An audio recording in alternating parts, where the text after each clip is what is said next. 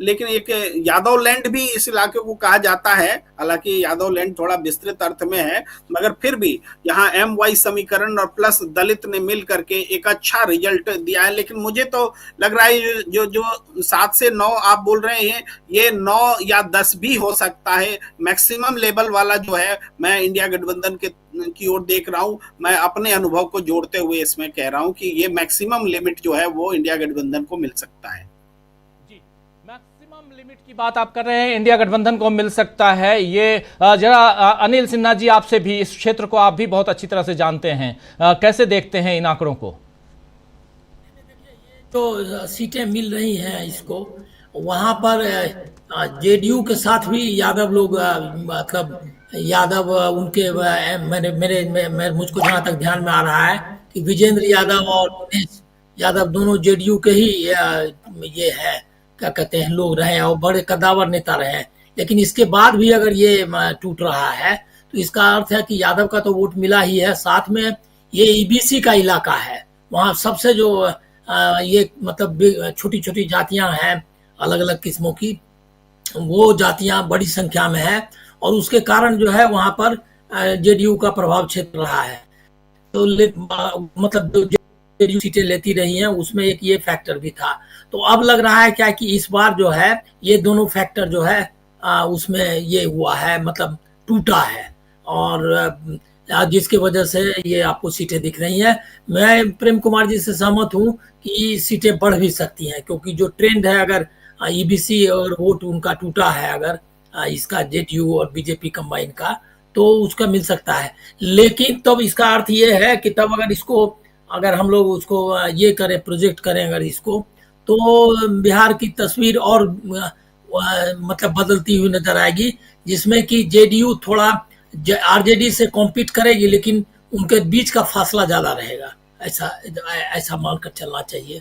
अगर ये ट्रेंड अगर रहा इसी तरह का, तो आपको दूसरे क्षेत्रों में आपका तो ये जो है सर्वे आ ही रहा है, तो एग्जिट पोल पता चलेगा। लेकिन इससे मैं यही निष्कर्ष निकालूंगा कि इसका मतलब कि जो जेडीयू और आरजेडी का फासला जो है वो क्लोज जो कंटेस्ट है वो नहीं रहेगा, गैप रहेगा थोड़ा सा। बीजेपी को तो मैं अभी भी थर्ड ही मान रहा हूं।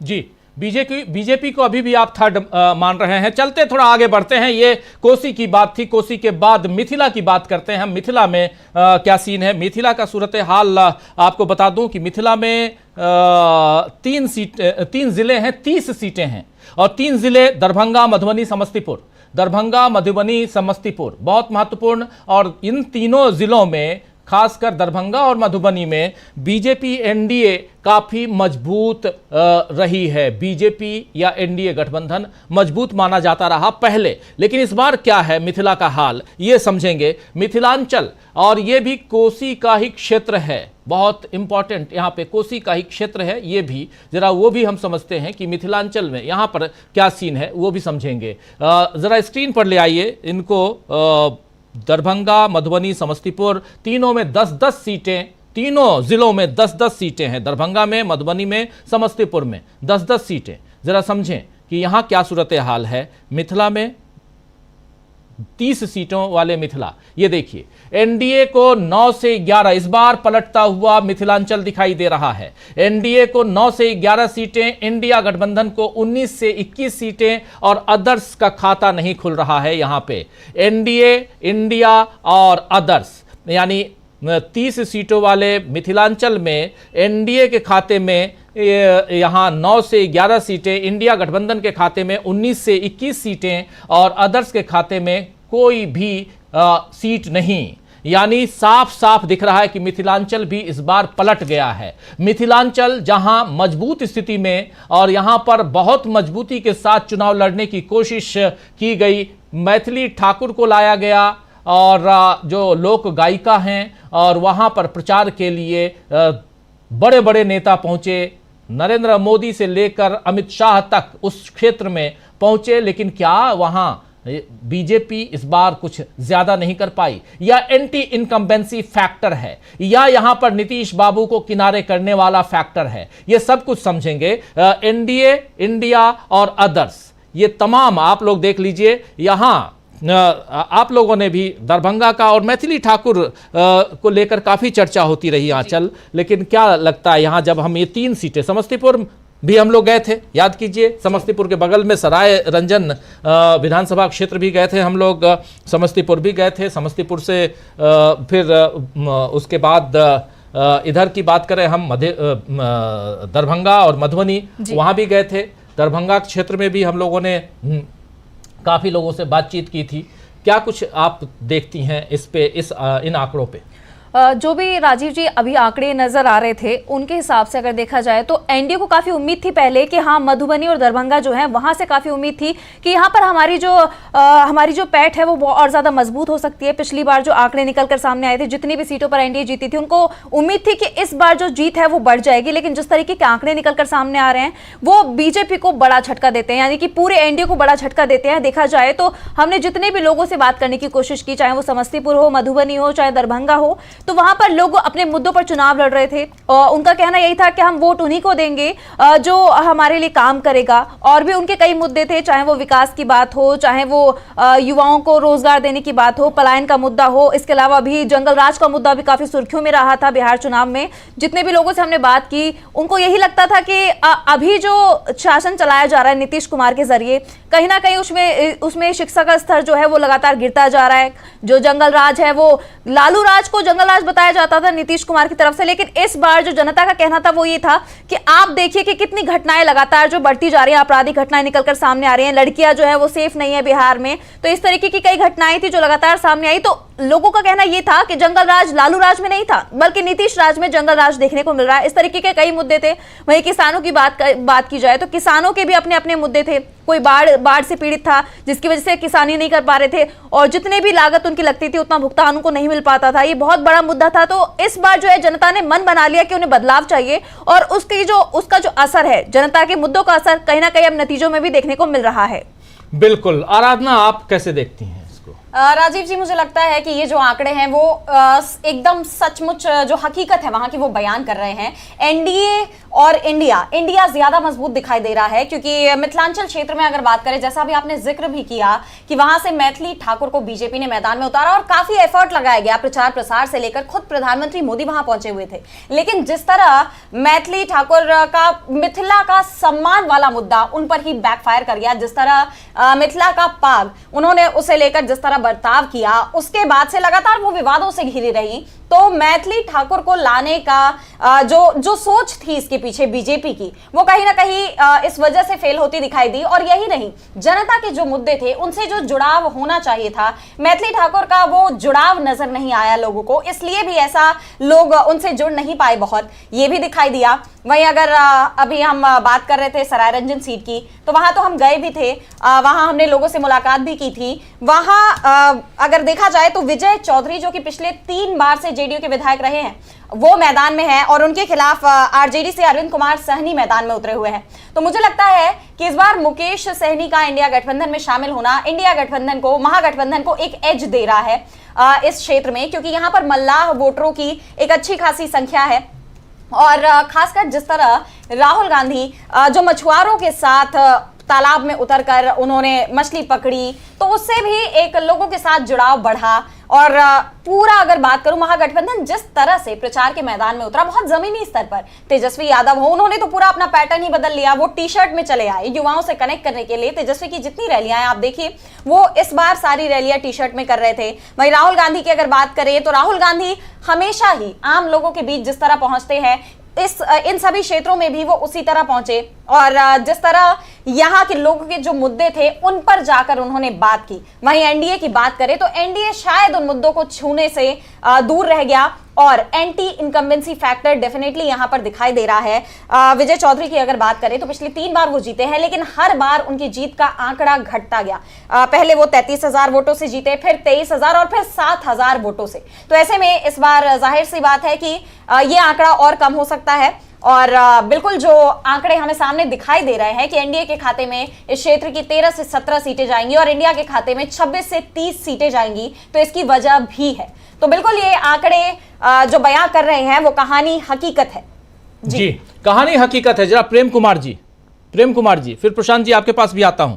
प्रेम कुमार जी, यहाँ जरा लेकर आइए, स्क्रीन पे भी लाना चाहता हूं फिर से मिथिलांचल के आंकड़े। बीच बीच पे जो आंकड़े मैं अपनी टीम से कहूंगा कि जिनके बारे में बात कर रहे हैं वो आंकड़े जरूर इधर किनारे रखिए, कम से कम किनारे इस साइड जरूर रखिए। यहाँ मिथिलांचल की 30 सीटें, 30 में से एनडीए की 9 से 11 सीटें आ सकती हैं, इंडिया गठबंधन की सीटें 19 से 21 आ सकती हैं। अगर मीन निकालें आप तो 20 सीटें इंडिया गठबंधन को और 10 सीटें आ सकती हैं। 30 में से 10 सीटें एनडीए को और 20 सीटें सीधे डबल है यहां पर इंडिया गठबंधन, वो भी मिथिलांचल में। प्रेम कुमार जी। जी देखिए, निश्चित रूप से मिथिलांचल का जो एरिया है ये डिसिसिव साबित होगा, क्योंकि मिथिलांचल में एनडीए बहुत अच्छा करने के लिए उम्मीद में थी और पहले भी उनके अच्छे रिजल्ट रहे थे। अगर दरभंगा, मधुबनी, समस्तीपुर क्षेत्र में आपको इंडिया गठबंधन बेहतर कर रहा है तो ये लीड जो है और बहुत अच्छा कर रहा है। ये लीड लगभग 12-13 सीटों का लीड है यहाँ पर। तो ये एक तरह से 2/3 1/3 में बटा हुआ है। तो ये इलाका वास्तव में निर्णायक साबित हो रहा है इंडिया गठबंधन के लिए कि वो यहाँ वर्चस्व और लीड स्थापित करे। तो देखिए, मधुबनी जैसे इलाकों में सब लोग जान रहे हैं, यहाँ मैथिली ठाकुर भी लड़ रही हैं, प्रतीकात्मक हैं, युवा है, मोदी जी की पसंद है, और इसके बावजूद ये इलाका अगर इंडिया गठबंधन जीतता हुआ दिख रहा है तो ये बड़ी बात है और हमें लगता है पूरा चुनाव परिणाम को यहाँ से हम देख सकते हैं। ये बिल्कुल जरा प्रशांत टंडन जी को भी और स्क्रीन पर प्रशांत जी को भी ले आइए, तमाम साथियों को ले आइए स्क्रीन पे। और प्रशांत जी, कैसे आप देखते हैं दो आंकड़े आपके सामने प्रशांत जी, एक मिथिलांचल और दूसरा कोसी। कोसी एक स्विंग रीजन है। ये पहले आरजेडी का स्ट्रांग होल्ड था। अभी मित्रों ने बताया कि वो यादव लैंड भी उसको कहते हैं, मधेपुरा को खासकर। वहां पे पिछले इलेक्शन में एनडीए की बढ़त थी और वापस अगर वहां पे आरजेडी आई है वापस जीत कर, इसका मतलब है कि इसका असर पूरा का पूरा जो है वो जाने वाला है। पूरे पूरे पूरे बिहार में इसका असर होगा। पिछले इलेक्शन में एनडीए को यहाँ से 10 सीटें थी और अभी आप एनडीए को बहुत पीछे आप दिखा रहे थे, तो 3, 4 या 5 सीटें दिखा रहे थे। तो अगर एनडीए यहाँ पे आधे में जा रही है तो ये स्विंग स्टेट है, ये पूरे स्टेट का मिजाज आपको बता रहा है। और इसके बारे में कभी कहा जाता था कि यादवों का स्ट्रांग होल्ड है और कभी इसके बारे में कहा जाता था कि रोम पोप का और मधेपुरा गोप का। तो लगता है कि वो कहावत जो है फिर से जो है वो सार्थक होगी। तो आरजेडी अपना खोया हुआ जनाधार इस एग्जिट पोल के मुताबिक वापस लेती हुई दिखाई दे रही है, जिसका असर पूरे बिहार में होगा। दूसरा कि जो आईपी गुप्ता की पार्टी है, इंक्लूसिव इंडियन इंक्लूसिव पार्टी, ये नई एंट्री है महागठबंधन में और उसका भी असर यहाँ पे दिखाई देगा। यहाँ वीआईपी पार्टी का भी असर दिखाई देगा और वो सबका असर जो है वो दिखाई दे रहा है। वीआईपी पार्टी के बारे में कहा जा रहा था कि उनका जो वोट बैंक है उसका एक बड़ा हिस्सा अभी भी प्रभावित है बीजेपी से, लेकिन ये शिफ्ट हमको जो दिखाई दे रहा है ये शिफ्ट पूरे बिहार में जाएगा। जहाँ तक मिथिलांचल की बात है, मिथिलांचल बीजेपी का सबसे स्ट्रॉन्ग रीजन है पूरे बिहार में। पिछले इलेक्शन में मिथिलांचल को राजीव जी 40 से ज्यादा सीटों पे आई थी, 60 सीटों में से। तो एक तरफा जीत मिथिलांचल मिला था जी, इसमें कोसी को मिलाकर 40 से ज्यादा सीटें थी जी। तो 40 से 60 ज्यादा सीटें आई थी, एक तरफा जीत थी। उसमें अभी रोक लगी है और रिवर्स ट्रेंड है। तो अगर ये रिवर्स ट्रेंड एनडीए के स्ट्रांग होल्ड में है, ये रिवर्स ट्रेंड अगर स्विंग स्टेट में है जो कभी आरजेडी का था वापस आरजेडी में आ रहा है एनडीए में होने के बाद, तो ये एक पूरे स्टेट का जो है वो रिफ्लेक्शन यहाँ पे दिखाई देगा। जी। अब जरा मगध पे आना चाहते हैं हम, और मगध क्षेत्र जो है उसमें 7 जिले हैं, 47 सीटें हैं मगध में, 47 सीटें, 47 सीट्स और 7 जिले। और ये 7 जिले कौन कौन से हैं मैं बता दूं जरा।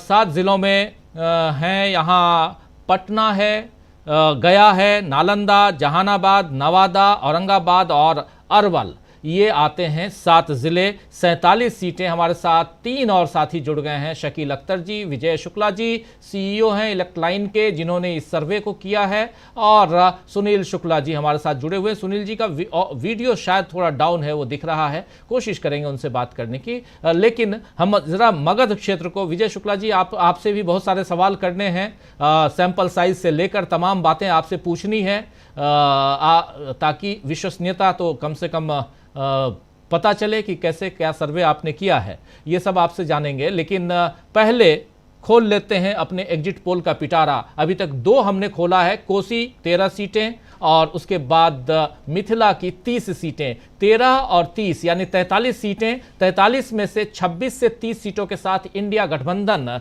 यहां आगे दिखाई दे रहा है, और एनडीए 13 से 17 सीटों के साथ सेकंड पोजीशन पर पिछड़ता हुआ दिखाई दे रहा है। मगध 47 सीटें, क्या है सूरत हाल मगध का, जरा स्क्रीन पर ले आइए।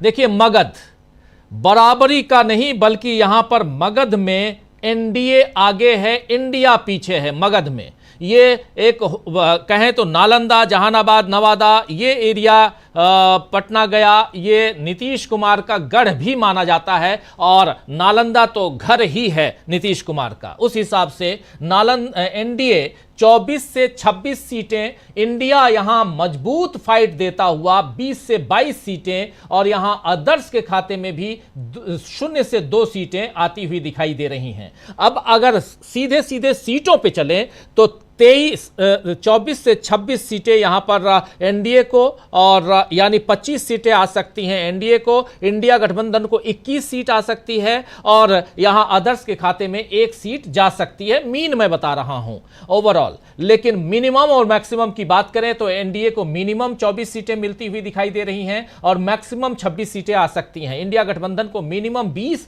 मैक्सिमम 22, और अदर्स को मिनिमम 0 यानी कुछ नहीं, और मैक्सिमम यहां 2 सीटें आ सकती हैं। यह है मगध का क्षेत्र। जल्दी से आना चाहता हूं अनिल सिन्हा जी के पास, और फिर सुनील शुक्ला जी से भी इसी मसले पे बात करेंगे हम। अनिल सिन्हा जी को स्क्रीन पर ले आइए, जरा उनसे समझें कि मगध क्षेत्र क्या कहता है और इसमें ये आंकड़े क्या कहते हैं। और ऊपर आप देखिए 90 सीटों के आंकड़े हम आप तक ला चुके हैं। 90 सीटों में से यहां जरा एनडीए के उसको ठीक कीजिए, 37 से 43 सीटें एनडीए को और 46 से 52 सीटें इंडिया गठबंधन को आ रही हैं। जल्दी से स्क्रीन पर ले आइए हमारे साथियों को और जरा समझें। अनिल सिन्हा जी, ये जो मुझको लग रहा है क्या कि यहाँ रिकवर किया है ये एनडीए ने, अब उसका ब्रेकअप क्या है बीजेपी और इसका जेडीयू का। लेकिन इसका मतलब है कि जेडीयू जो मतलब नीतीश कुमार को ये मिला है, मतलब नीतीश कुमार को रिटेन करने के पक्ष में लोगों ने वोटिंग की है। और ब्रेकअप के बाद ही मैं असली जो समीकरण है उसके बारे में बता सकता हूं। लेकिन इसका मतलब ये है, एक तो पहले से भी हम लोग जो बात कर रहे हैं उसका तो आधार ये था ही कि जो ये मतलब इनका मतलब नीतीश कुमार का जो रिवाइवल हुआ है, वो एंटी इनकम्बेंसी जो उन्होंने ब्लंट कर दी, उसका फायदा उनको मिलेगा और वो दिखाई दे रहा है। और दूसरा है ये कि ये जो इलाके हैं, इन इलाकों में कुछ इलाके ऐसे हैं जिसमें कि जो आप नीतीश जी जो कहते रहते हैं कि काम हुआ है ना जी, तो वो जो काम हुआ है वो काफी काम मतलब वो इलाके उनके ही इलाके हैं। तो उसमें मान लिया नालंदा यूनिवर्सिटी का ये है, प्रचार है, या कुछ इस तरह के मतलब आप जिसको आप डेवलपमेंटल वर्क्स कह सकते हैं। इसमें मगध में आपने पता नहीं पटना की सीट आपने इसमें इंक्लूड किया है या नहीं। अगर पटना का सीट इंक्लूड किया है तो उससे भी लग रहा है कि अर्बन इलाकों में पटना है, गया है, नालंदा, पटना, गया, नालंदा, जहानाबाद, नवादा, औरंगाबाद और अरवल, ये 7 जिले हैं। पटना, गया, नालंदा, जहानाबाद, नवादा, औरंगाबाद, अरवल। हाँ, तो ये जो आपने किया इसमें 2 आप, एक तो पटना को इसलिए अलग कर दीजिए कि इसमें जो है अपर कास्ट वोटर्स जो है उनको समर्थन किया है, लेकिन वहां पर यादव भी वोटर्स हैं, बड़ी संख्या में। तो और उसमें आपने इनकी सीट में पता नहीं इसका क्या हुआ, जिसमें कि सुशांत सिंह की बहन जो है दिव्या गौतम खड़ी थी, वो उसके रिजल्ट भी देखने इम्पोर्टेंट है।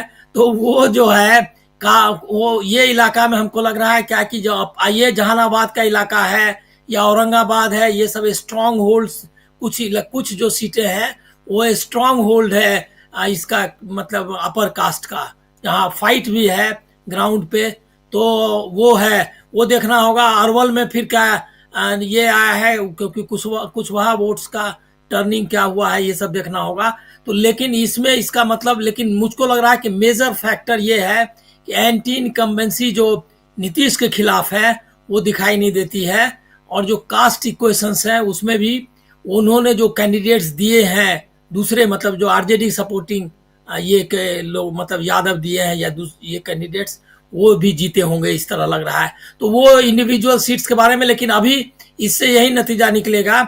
मेरा मतलब इसमें मैं एक चीज जरूर कह सकता हूं कि बीजेपी ने जो कहता है कि उसकी गाड़ी जो है एनडीए की गाड़ी आगे बढ़ाने में बहुत मिनिमम उनकी मदद रही होगी, ऐसा मेरा मतलब अभी तक मानना है। वो डिटेल्स आने के बाद ही मैं उस पर कमेंट कर पाऊंगा। डिटेल्स भी हम देंगे कि कहाँ कितनी सीटें किसके खाते में जा रही हैं इन एरियाज में, लेकिन अभी आपको हम बता रहे हैं फुल क्योंकि वो पूरा डिटेल देने में काफी समय लग जाएगा। एनडीए 24 से 26 सीटें और इंडिया गठबंधन 20 से 22 सीटें, अदर्स के खाते में 0 से 2 सीटें आ सकती हैं। मगध की 47 सीटें, 47 सीटों का सूरत हाल एग्जिट पोल में, हमारे एग्जिट पोल में, इलेक्ट लाइन और डीबी लाइव के एग्जिट पोल में ये आपको हम आपके सामने रख रहे हैं। जरा जल्दी से इसी मसले पे बात करेंगे, इन आंकड़ों पे बात करेंगे सुनील शुक्ला जी से। सुनील जी, इसको आप कैसे देख रहे हैं इन मगध के इस क्षेत्र को?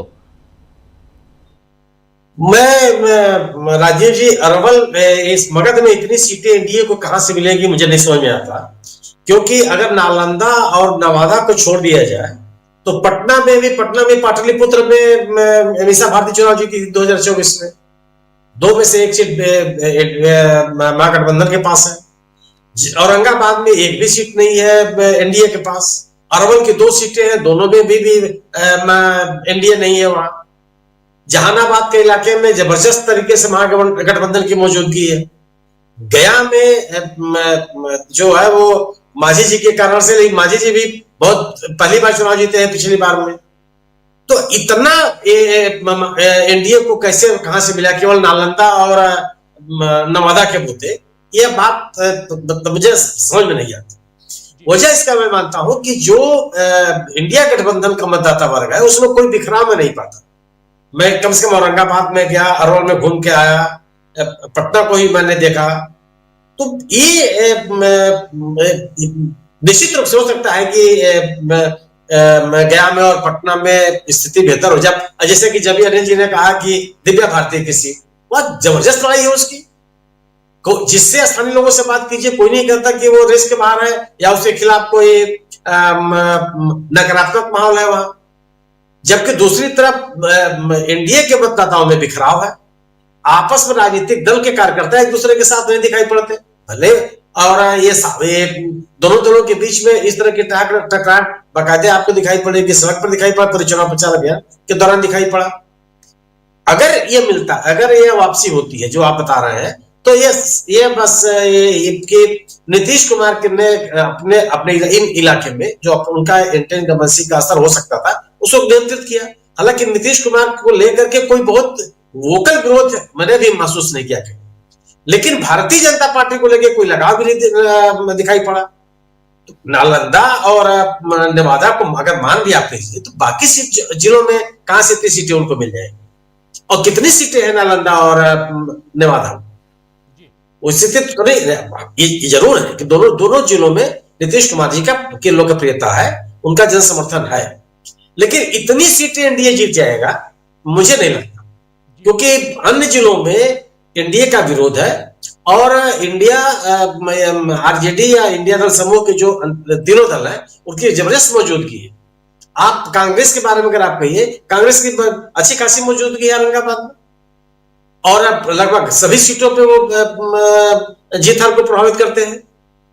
जहानाबाद में का इलाका जो है वह माले का अच्छा खासा असर है, और माले ने कम से कम ये जो पिछड़ा वर्ग के लोग हैं, दलित वर्ग के लोग हैं, उनको बहुत एकत्रित किया हुआ है और इन्हीं बड़ी जातियों के खिलाफ उनका संघर्ष है। तो ये आपको अरवल की सीट है, हालांकि अरवल में 2 ही सीटें हैं, अरवल और कुर्था, उन दोनों सीटों पर महागठबंधन काबिज है और मजबूती के साथ काबिज है।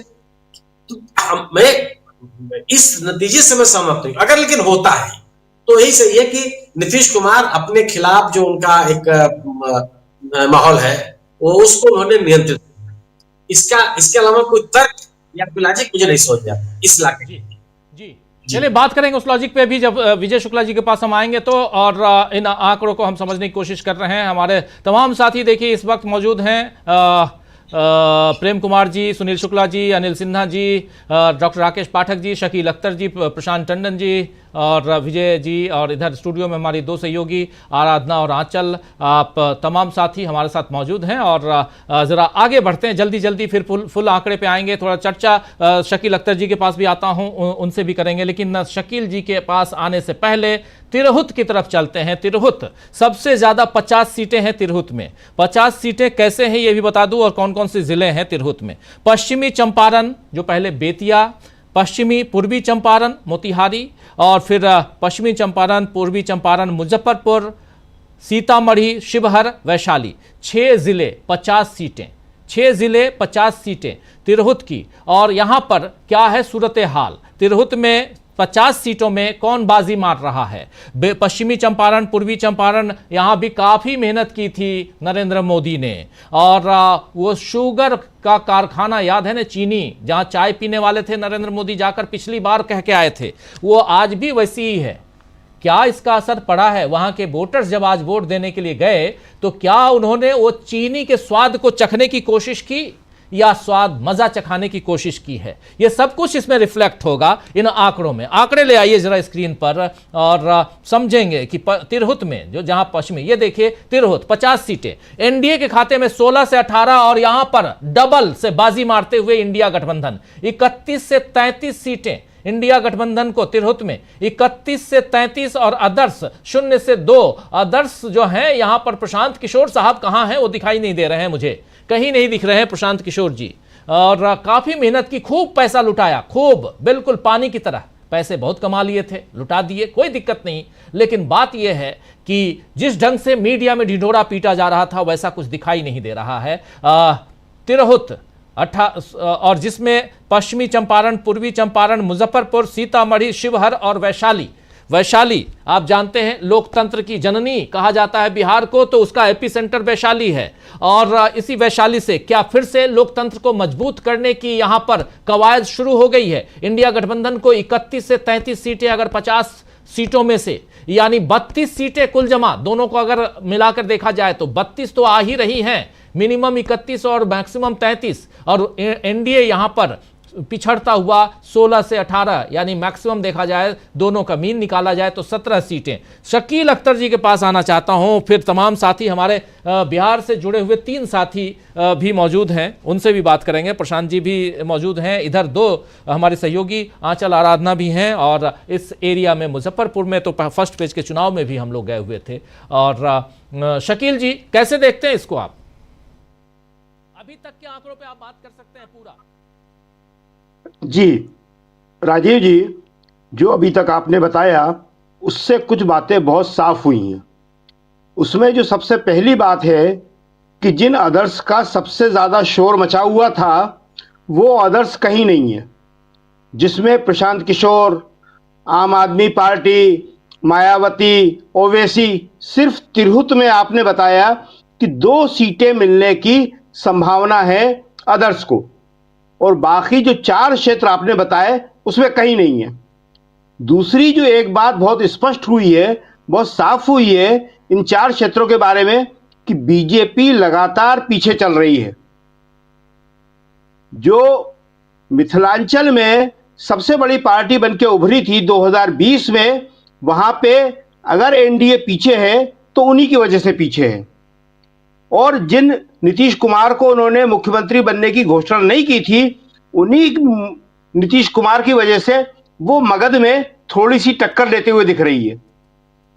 निश्चित ही रूप से जो हमारे साथी बता रहे हैं मगध में खासतौर से नालंदा और राजगीर में काम हुआ है, नीतीश कुमार ने किया है काम और उसका असर दिख रहा है।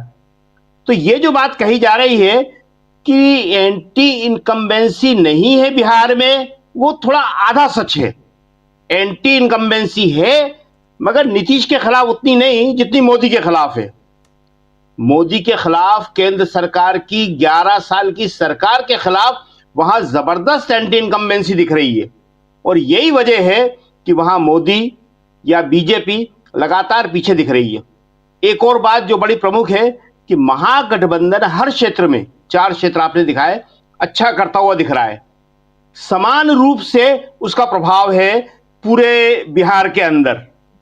तो ये अभी तक का जो आपका सर्वे है, एग्जिट पोल है, वो लोगों के मन की थाह जो है वो ठीक से बता पा रहा है।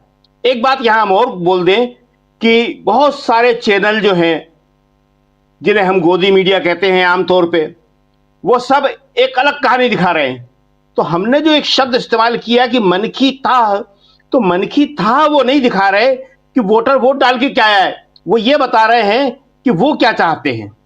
वो अपनी चाहना को, अपनी इच्छाओं को एग्जिट पोल के माध्यम से प्रदर्शित कर रहे हैं। देखते हैं क्या होगा, ये एक बहुत ही अलग विषय है। लेकिन जिस तरह से पूरा एक तरफा दिखाया जा रहा है गोदी मीडिया के ऊपर, वो बिहार के लोगों के साथ फिर वैसा ही धोखा होने वाला है जैसा 2024 के लोकसभा चुनाव में हुआ था, जब आपने डीबी लाइव ने एकमात्र ऐसा चैनल था जिसने सही संख्या दिखाई थी कि मोदी बहुमत नहीं पाने जा रहे हैं, 240 के आसपास मोदी जी रुकने जा रहे हैं। और आज अभी जो है और कौन से चैनल दिखा रहे हैं हमें ज्यादा नहीं मालूम, लेकिन गोदी मीडिया के बारे में लगातार क्योंकि हमारे पास रिपोर्ट आ रही है, लोग बता रहे हैं फोन कर करके कि देखिए साहब इसने ये दिखाया, तो वहां पे जिस तरह से एक तरफा दिखाया जा रहा है पूरा का पूरा, वो एग्जिट पोल का जो अवधारणा है या एग्जिट पोल पे लोगों का जो विश्वास है वो इसीलिए टूटता है इनकी वजह से। जी राजीव जी। जी बिल्कुल बिल्कुल आप सही कह रहे हैं। यहां पर 140 सीटें जो अभी तक एग्जिट पोल में हम लोग दिखा चुके हैं, 140 सीटों में से 53 से 61 सीटें एनडीए को, जो सत्तारूढ़ गठबंधन है अभी, और इंडिया गठबंधन को 77 से 85 सीटें आती हुई दिखाई दे रही हैं। अदर्स के खाते में 0 से 4 सीटें, या तो 0 आ सकती हैं, मैक्सिमम 4 आ सकती हैं, दोनों का मीन निकालें तो 2 सीटें आ सकती हैं अदर्स के खाते में। और ये सूरत हाल है बिहार का, और इसमें आखिर कौन बाजी मारेगा। अभी तक हमने देखा कि मगध के एरिया में नीतीश बाबू का कुनबा जो है एनडीए, वो लीड लेता हुआ 2-3 सीटों से लीड लेता हुआ दिखाई दिया। बाकी अभी तक 3, इसके अलावा कोसी है, मिथिलांचल है और तिरहुत है, इन तीनों में पिछड़ता हुआ एनडीए गठबंधन दिखाई दे रहा है। अब एक प्रदेश और है, उसको कहते हैं अंग प्रदेश, वो डिमांड भी है। भागलपुर और मुंगेर का पार्ट ये एरिया है, अंग प्रदेश कहते हैं इसको। और अंग प्रदेश में कहा माना जाता है कि जो ये एरिया कर्ण का एरिया है, महाभारत कालीन कर्ण का एरिया, इसलिए अंग कहा जाता है। तो अंग क्षेत्र में 8 सीटें, 8 जिले हैं टोटल, भागलपुर, बांका, मुंगेर, जमुई, खगड़िया, लखीसराय, बेगूसराय और शेखपुरा। ये 8 जिले, भागलपुर की 7 सीटें, बांका की 5, मुंगेर की 3, जमुई की 4, खगड़िया की 4, लखीसराय की 2 सीटें, बेगूसराय की 7 सीटें और शेखपुरा की 2 सीटें। कुल मिलाकर 34 सीटें आती हैं अंग प्रदेश में, अंग क्षेत्र में। और ये भागलपुर आप जानते हैं कि कोसे के लिए काफी नाम है भागलपुर का। मुंगेर को बोला जाता है, माना जाता है कि यहाँ अगर योग जिसे अब योगा कहा जाने लगा, योग की जो बिल्कुल एपी सेंटर यही है मुंगेर। तो भागलपुर और मुंगेर अपने आप में जाना जाता है। और तीसरी बहुत इंपॉर्टेंट बात कि भागलपुर अब इसलिए भी जाना जाता है कि उसी क्षेत्र में अदानी साहब को ढेर सारी जमीनें दे दी गई हैं, तो उसका विकास होगा अच्छे से 1 रुपए में। तो चलिए, लेकिन वहां के लोगों ने क्या कहा है, वहां के लोगों ने इन 34 सीटों में किसको कितनी सीटें दी हैं वो देखते हैं। फिर आते हैं अनिल सिन्हा जी हैं, प्रशांत टंडन जी, हमारे तमाम साथियों के बीच आते हैं। जरा जल्दी से अंग क्षेत्र को खोलते हैं, उसका पिटारा 34 सीटों में से किसके खाते में कितनी सीटें। देखिए, एनडीए 14 से 16 सीटें, इंडिया 18 से 20 सीटें और अदर्स यहां नहीं है। लगभग यहां भी इंडिया गठबंधन लीड लेता हुआ दिखाई दे रहा है। आगे बढ़ता हुआ दिखाई दे रहा है। इन एनडीए को 14 से 16 सीटें, इंडिया गठबंधन को 18 से 20 सीटें।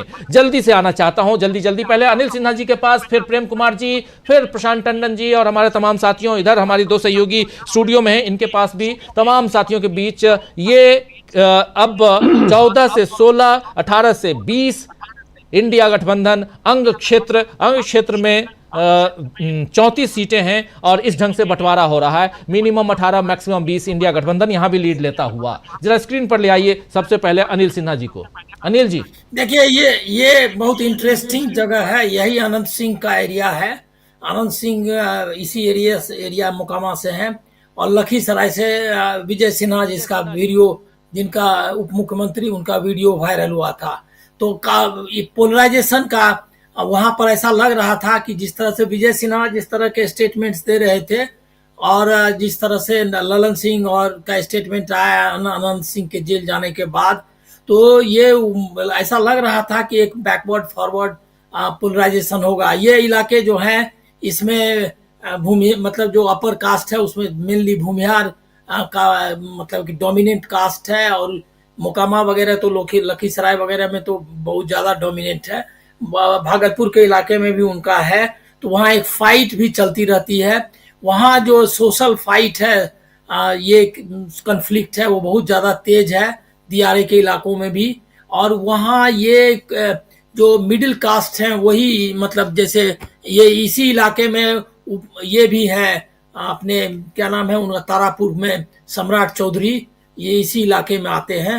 तो ये इलाका बहुत इसमें मिडिल कास्ट और अपर कास्ट इन दोनों के बीच में ग्राउंड पे एकदम कॉन्फ्लिक्ट, एक लंबे समय से खेती के लिए, जमीन के लिए, शहर में वर्चस्व के लिए, ठेकेदारी में, सब में इनका रहता है। काफी मतलब फाइट रहती है। इसी क्षेत्र में थोड़ा सा एलजेपी का भी प्रभाव है। रामविलास पासवान खगड़िया वाले इलाके में वो जो है उनका जो अलौली और ये अलौली से ही आते थे, बकरी इलाके से।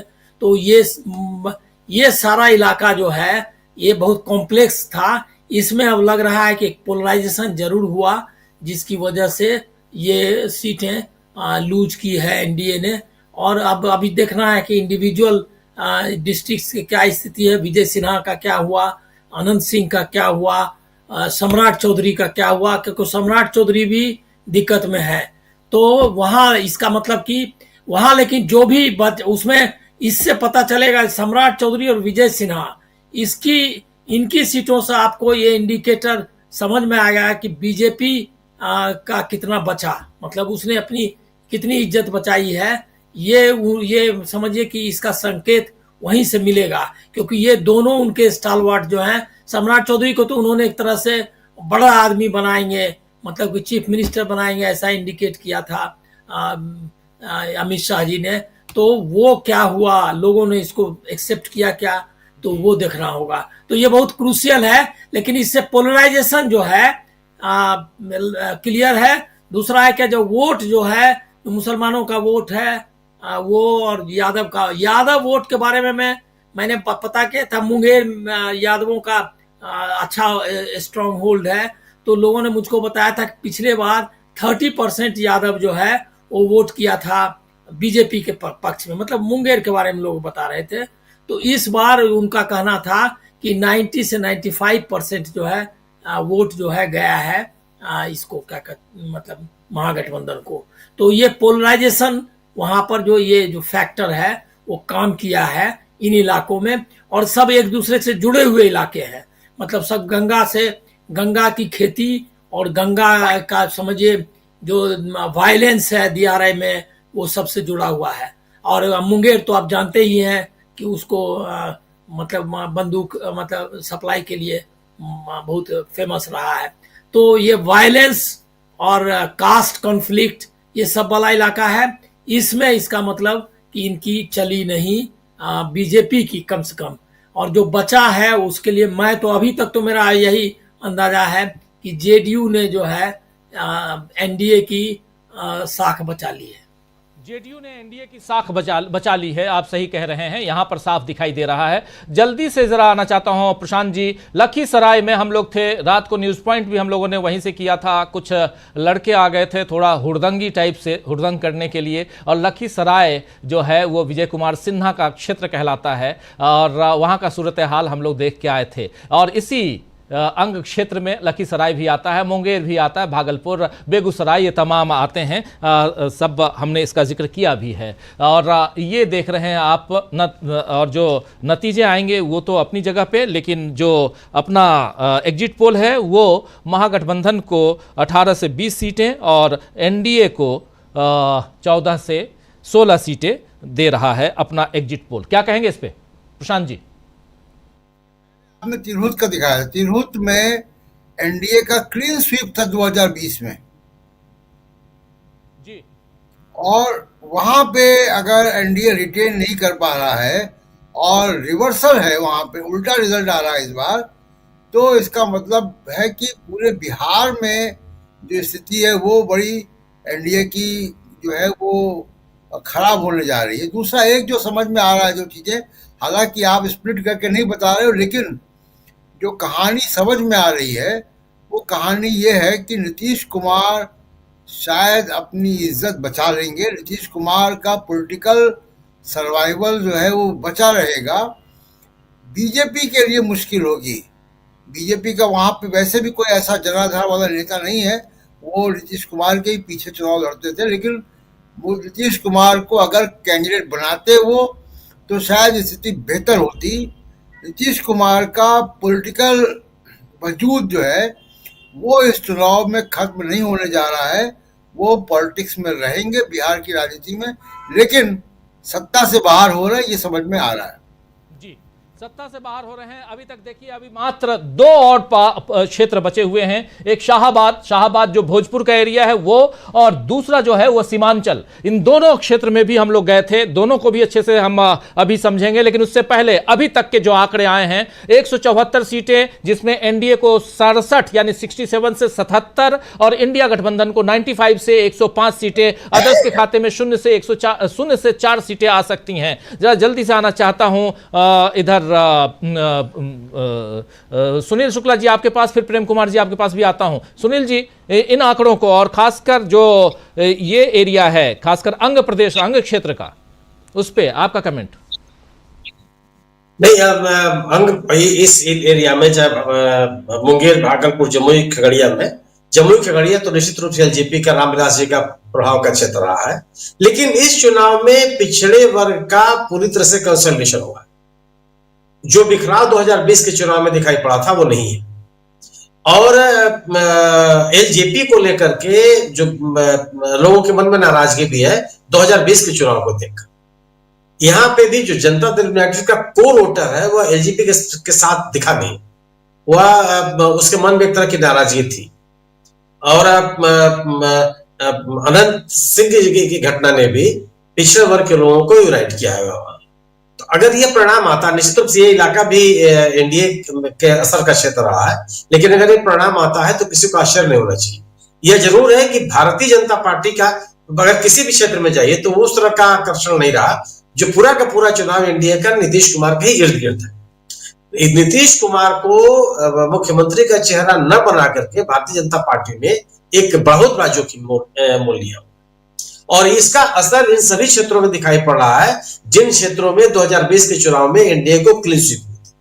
चेहरा नीतीश कुमार ही है, और ये स्वीकार किया जाना चाहिए कि जिस तरह का एंटी इनकम्बेंसी की बात सोची जा रही थी उनके खिलाफ, वो नहीं है। युवाओं में थोड़ा आक्रोश है उनको लेकर के, लेकिन बड़े पैमाने पर नहीं। लोग उनके खिलाफ मुखर होकर के बोलते हुए नहीं दिखाई पड़ते, लेकिन उनका जो मतदाता वर्ग है उसमें बिखरा हुआ है, और वह अपने एबीसी के मतदाताओं को, या जो पिछड़े वर्ग का एक वर्ग जो मतदान किया था एनडीए को, उसको अपने साथ बचाए नहीं रख पाए। तो ये संभव है कि आंध्र प्रदेश में जो आप आंकड़ा बता रहे हैं वो इस तरह की वो स्थिति बने, इसी तरह के परिणाम सामने आवे। जी जी जी, क्या कहेंगे प्रेम कुमार जी आप इस पे? देखिए, खास करके जो अंग प्रदेश की आपने चर्चा की, इसका इस मायने में महत्व है कि यहाँ से लेफ्ट का परफॉर्मेंस, और इसके अलावा राहुल गांधी ने जो डुबकी लगाई और मुकेश सैनी का जो वोट इधर जुड़ा है, तो इस वजह से ये बेगूसराय, लखीसराय, मुंगेर, खगड़िया, इन सब इलाकों में ये वोट जो है ये भी इसमें जुड़ता हुआ दिखा है। अब जैसे बेगूसराय की बात करें तो इसमें लेफ्ट और कांग्रेस दोनों के लिए पूरी संभावना है। यहाँ अगर अच्छा परफॉर्मेंस दिख रहा है, इसका मतलब कांग्रेस भी अच्छा परफॉर्म कर रही है और लेफ्ट भी अच्छा परफॉर्म कर रहा है, ये हम मानते हैं। अगर कांग्रेस ने अच्छा परफॉर्म कर दिया तभी जाकर के महागठबंधन मजबूती से सरकार बनाएगी, ये भी तय बात है। तो ये यहाँ से हम वो सिम्टम्स ले सकते हैं कि आरजेडी ही नहीं, उसके सहयोगी दल लेफ्ट और कांग्रेस दोनों ही अच्छा प्रदर्शन करते हुए दिख रहे हैं। जी जी जी जी, बिल्कुल बिल्कुल आप सही कह रहे हैं। और ज़रा आना चाहता हूं जल्दी से डॉक्टर राकेश पाठक जी आपके पास भी, और फिर अगले आंकड़े में चलेंगे, और फिर विजय शुक्ला जी आपके पास। थोड़ा सा और इंतजार कीजिए विजय जी, बहुत सारे सवालों के साथ आता हूं आपके पास। डॉक्टर साहब, 174 सीटें, 95 से 105। देखिए डॉक्टर साहब, अगर ये आंकड़े सही हैं, सही साबित होंगे 14 तारीख को, तो इसमें एक बहुत बड़ा संदेश भी छुपा है। वो संदेश ये है कि प्रधानमंत्री नरेंद्र मोदी ने, उनकी सरकार ने चलते चुनाव में जिस तरह महिलाओं के खाते में 10-10 हजार रुपए डाले, चुनाव आयोग धृतराष्ट्र बनकर कहता रहा ये ऑन गोइंग स्कीम है, निरंतर चलती हुई स्कीम में अगर कोई आर्थिक इमदाद दी जा रही है तो उसे नहीं रोका जा सकता। इन तमाम कोशिशों के बावजूद, प्रधानमंत्री के कट्टा मुजरा जैसे भाषणों के बावजूद, अगर एनडीए बढ़त नहीं बना पा रहा, तो ये नरेंद्र मोदी की पूरी राजनीति पर सवालिया निशान लगाए। हम थोड़ा सा ठहर कर पिछले चुनाव पर भी नजर डालें। डॉक्टर साहब, 0.03% मतों से सिर्फ भारतीय जनता पार्टी आगे थी। 0.03%, ये नगण्य के बराबर आंकड़ा है। और उसके बाद नीतीश कुमार की सरकार, ये सारा आर्थिक संसाधन, चुनाव आयोग की सारी कारस्तानी, इसके बावजूद अगर एनडीए गठबंधन पिछड़ रहा है, पिछड़ता हुआ दिख रहा है हमारे आपके एग्जिट पोल में, तो मोदी शाह की राजनीति पर उन्हें खुद अंतःपुर में बैठकर फिर से विचार करना पड़ेगा। क्या कारण है कि महिलाओं ने 10,000 रुपए खाते में मिलने के बावजूद प्रियंका गांधी की बात मान ली कि पैसा ले लो, वोट मत देना? क्या वजह है कि जो युवा महिला वर्ग है, जिनके सामने नौकरी का संकट है, जिन्हें रोजगार चाहिए, जो युवा मतदाता इस बात को समझ रही है कि सिर्फ 10,000 रुपए से पूरे जीवन के लिए भविष्य सुरक्षित नहीं रखा जा सकता, उसके लिए एक रोजगार जरूरी है। अगर उस युवा मतदाता वर्ग ने, जिसमें महिलाएं भी हैं, युवतियां भी हैं, उन्होंने नरेंद्र मोदी के सारे प्रयास को नकार दिया है, तो यह फैसला सचमुच में होने वाला है। हम नहीं जानते कि बाकी के सारे चैनल, बाकी की सारी एजेंसियां किस आधार पर ये आंकड़े दिखा रही हैं। अभी शकील साहब ने बिल्कुल ठीक कहा कि हम लोग, हमारा डीवी लाइव चैनल 2024 के लोकसभा चुनाव में सबसे सटीक साबित हुआ था। और हम पूरी जिम्मेदारी से कहना चाहते हैं, अभी सोशल मीडिया पर किसी ने मेरे लिए भी लिखा, आप सबके लिए भी लिखा जाता है कि हम लोग मध्य प्रदेश, छत्तीसगढ़, राजस्थान या हरियाणा में या महाराष्ट्र में गलत साबित हुए। हम पूरी जिम्मेदारी के साथ कहना चाहते हैं कि हम कभी गलत साबित नहीं हुए। यद्यपि हम भविष्यवक्ता नहीं हैं, हम ज्योतिषी नहीं हैं। हम लोगों ने उन चुनावों में भी जो कुछ कहा था वो जनता की नब्ज पर, उसकी धड़कन पर हाथ रखकर ही कहा था। वो गलत कैसे साबित हुआ, ये अब राहुल गांधी के खुलासों से सामने आ चुका है। महाराष्ट्र में मतदान के बाद 75-76 लाख वोट बढ़ जाए। आपने शुरू में मुझसे साइलेंट वोटर के बारे में पूछा था, तो ये जो साइलेंट वोटर, ये वाले अगर हैं कि जो गणना में नहीं आ रहे, आंकड़ों में नहीं आ रहे, पहले चरण के मतदान को चौथा दिन, पांचवा दिन, और आज के परिणाम, आज का आंकड़ा हो सकता है 14 तारीख के बाद सामने आए, और ऐसी तरह लाखों लोग बढ़ जाएं वोटों की गिनती में, तो हमारा और आपका आकलन गलत साबित हो सकता है। तब भी हम अपनी गलती स्वीकार करने को तैयार नहीं है, क्योंकि हमने कोई भी बात अपने मन से नहीं कही थी। हमें किसी पार्टी, किसी गठबंधन से हींग नहीं बदलना, किसी से कोई लेना देना नहीं है। हमने वो कहा जो जनता ने कहा था, जनता ने संकेत दिए थे। और इस वक्त भी टीवी लाइव चैनल के हमारे एग्जिट पोल के आंकड़े अगर दूसरे तमाम ठकुर स्वाति वाले आंकड़ों से अलग हैं, तो इसके पीछे वही जिम्मेदारी का भाव है, जनता से बात करना, जमीन पर जाकर आकलन करना। हम नहीं जानते 14 तारीख को क्या होगा, लेकिन इसके बावजूद आप सब लोग फील्ड में गए, हजारों लाखों लोगों से बात की है, उसका नतीजा ये दिखाई दे रहा है। तो अब 14 तारीख का इंतजार करते हैं। बिल्कुल आप सही कह रहे हैं, 14 तारीख का इंतजार रहेगा यहाँ पर। और अंग क्षेत्र की बात यहाँ पर आप देख रहे हैं, अंग क्षेत्र में 34 से जो इस अभी आप लोग देख रहे थे 34, एनडीए 14 से 16 और इंडिया 18 से 20, ये अंग क्षेत्र की बात है। एनडीए 67 से 77 सीटें, इंडिया 95 से 105 सीटें, अंग क्षेत्र की बात है। लेकिन अंग क्षेत्र से बाहर निकलकर अगर हम शाहाबाद की तरफ चलें, शाहाबाद जो भोजपुर का एरिया है उधर चलें, तो वहां क्या सीन है, क्या सूरत हाल है। शाहाबाद के बारे में आपको बता दूं कि इसमें भोजपुर, जो आरा और बक्सर, कैमूर, रोहतास, सारण, सीवान और गोपालगंज, ये भोजपुर का एरिया और शाहाबाद कहलाता है। 7 जिले हैं, इसमें 45 सीटें हैं। शाहाबाद में 45 सीटें, 7 जिले। लेकिन स्क्रीन पर अभी आप देख रहे हैं अंग क्षेत्र। अब शाहाबाद आइए, शाहाबाद में 45 सीटें, एनडीए को 22 से 24 सीटें यहां मिल सकती हैं। शाहाबाद में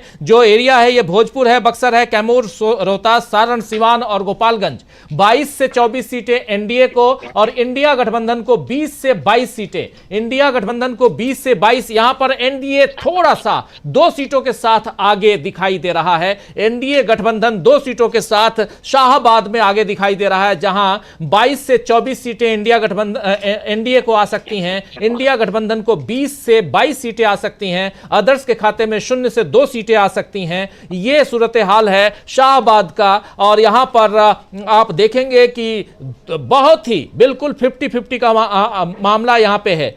23 सीटें अगर ऐसे देखा जाए तो 23 सीटें एनडीए को और इंडिया गठबंधन को 21 सीटें, 2 अदर्स 0 भी या 2 मिनिमम अगर देखा जाए तो एक 219 सीटों के आंकड़े अपने आपके सामने हैं। कुल 219 सीटों में से 243 में से 219 सीटें और 229 सीटों में से 89 सीटें, जी हां 89 सीटें मिनिमम, मैक्सिमम 101 सीटें एनडीए को और इंडिया गठबंधन को 115 से 127 सीटें। यानी इस हिसाब से तीसरे, ये आखिरी, इसके बाद मिथिलांचल बचता है, मिथिलांचल की 24 सीटें बचती हैं, लेकिन उससे पहले 115, माफी चाहूंगा, सीमांचल की 24 सीटें बचती हैं। और यहां पर ऑलरेडी मैक्सिमम के हिसाब से देखा जाए तो इंडिया गठबंधन यहां सत्ता पर काबिज होते हुए दिखाई दे रहा है। अब ये आंकड़े कितना बढ़ते हैं ये देखना होगा, ये आंकड़े कितना बढ़कर जाते हैं। इंडिया गठबंधन, एनडीए और इंडिया गठबंधन, इंडिया को ऑलरेडी बहुमत है, यहां पे आप देख लीजिए, इंडिया गठबंधन को ऑलरेडी बहुमत है। इन आंकड़ों के हिसाब से एनडीए यहां पर पिछड़ता हुआ 89 से 101 सीटें एनडीए के पास। और शाहाबाद की बात करें तो शाहाबाद, भोजपुर, बक्सर, कैमूर, रोहतास, सारण, सीवान और गोपालगंज, इन 7 जिलों को मिलाकर 45 सीटें। इन 45 सीटों का सूरत हाल यहां पे हम रख रहे थे। अब जल्दी से इस पे भी हम विश्लेषण करेंगे, और लेकिन उससे पहले जरा सुनील शुक्ला जी सबसे पहले आपके पास ही आना चाहता हूं, फिर विजय शुक्ला जी आपके पास आता हूं और थोड़ा इन पूरे आंकड़ों के बारे में आपसे समझेंगे। सुनील शुक्ला जी, ये एरिया शाहाबाद का, भोजपुर, बक्सर, कैमूर, रोहतास, सारण, सीवान, गोपालगंज, कैसे देखते हैं आप? जबकि यहां पर आंकड़े कह रहे हैं कि 20 से 22 सीटें महागठबंधन को और 22 से 24 सीटें यहां पर, यानी 2 सीटों की लीड लेते हुए यहां पर दिखाई दे रहा है एनडीए गठबंधन, यानी दोनों ऑलमोस्ट 50-50। नहीं राजीव जी, मुझे फिर इस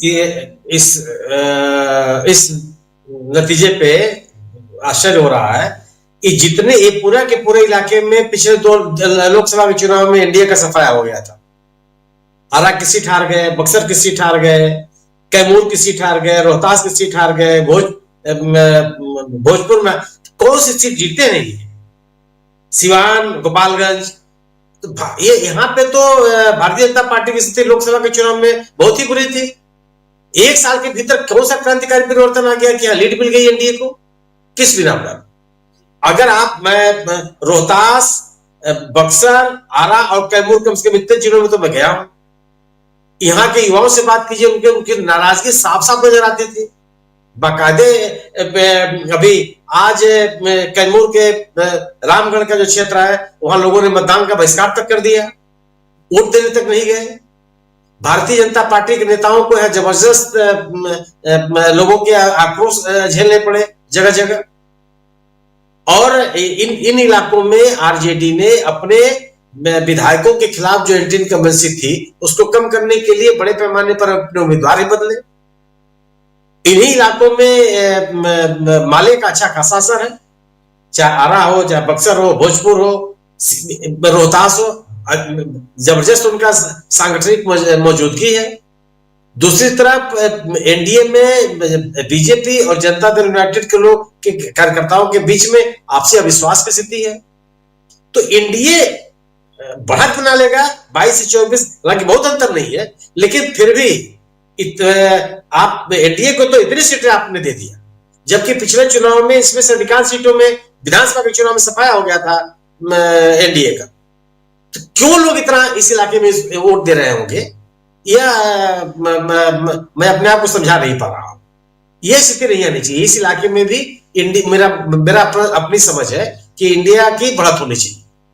जी, इंडिया गठबंधन की बढ़त होनी चाहिए। और जरा प्रेम कुमार जी आपसे समझना चाहता हूं, आप इस एरिया को भी अच्छी तरह से देख चुके हैं, आप क्या कहेंगे इस पे, इन आंकड़ों पे? शाहबाद 20 से 22 सीटें इंडिया को और 22 से 24।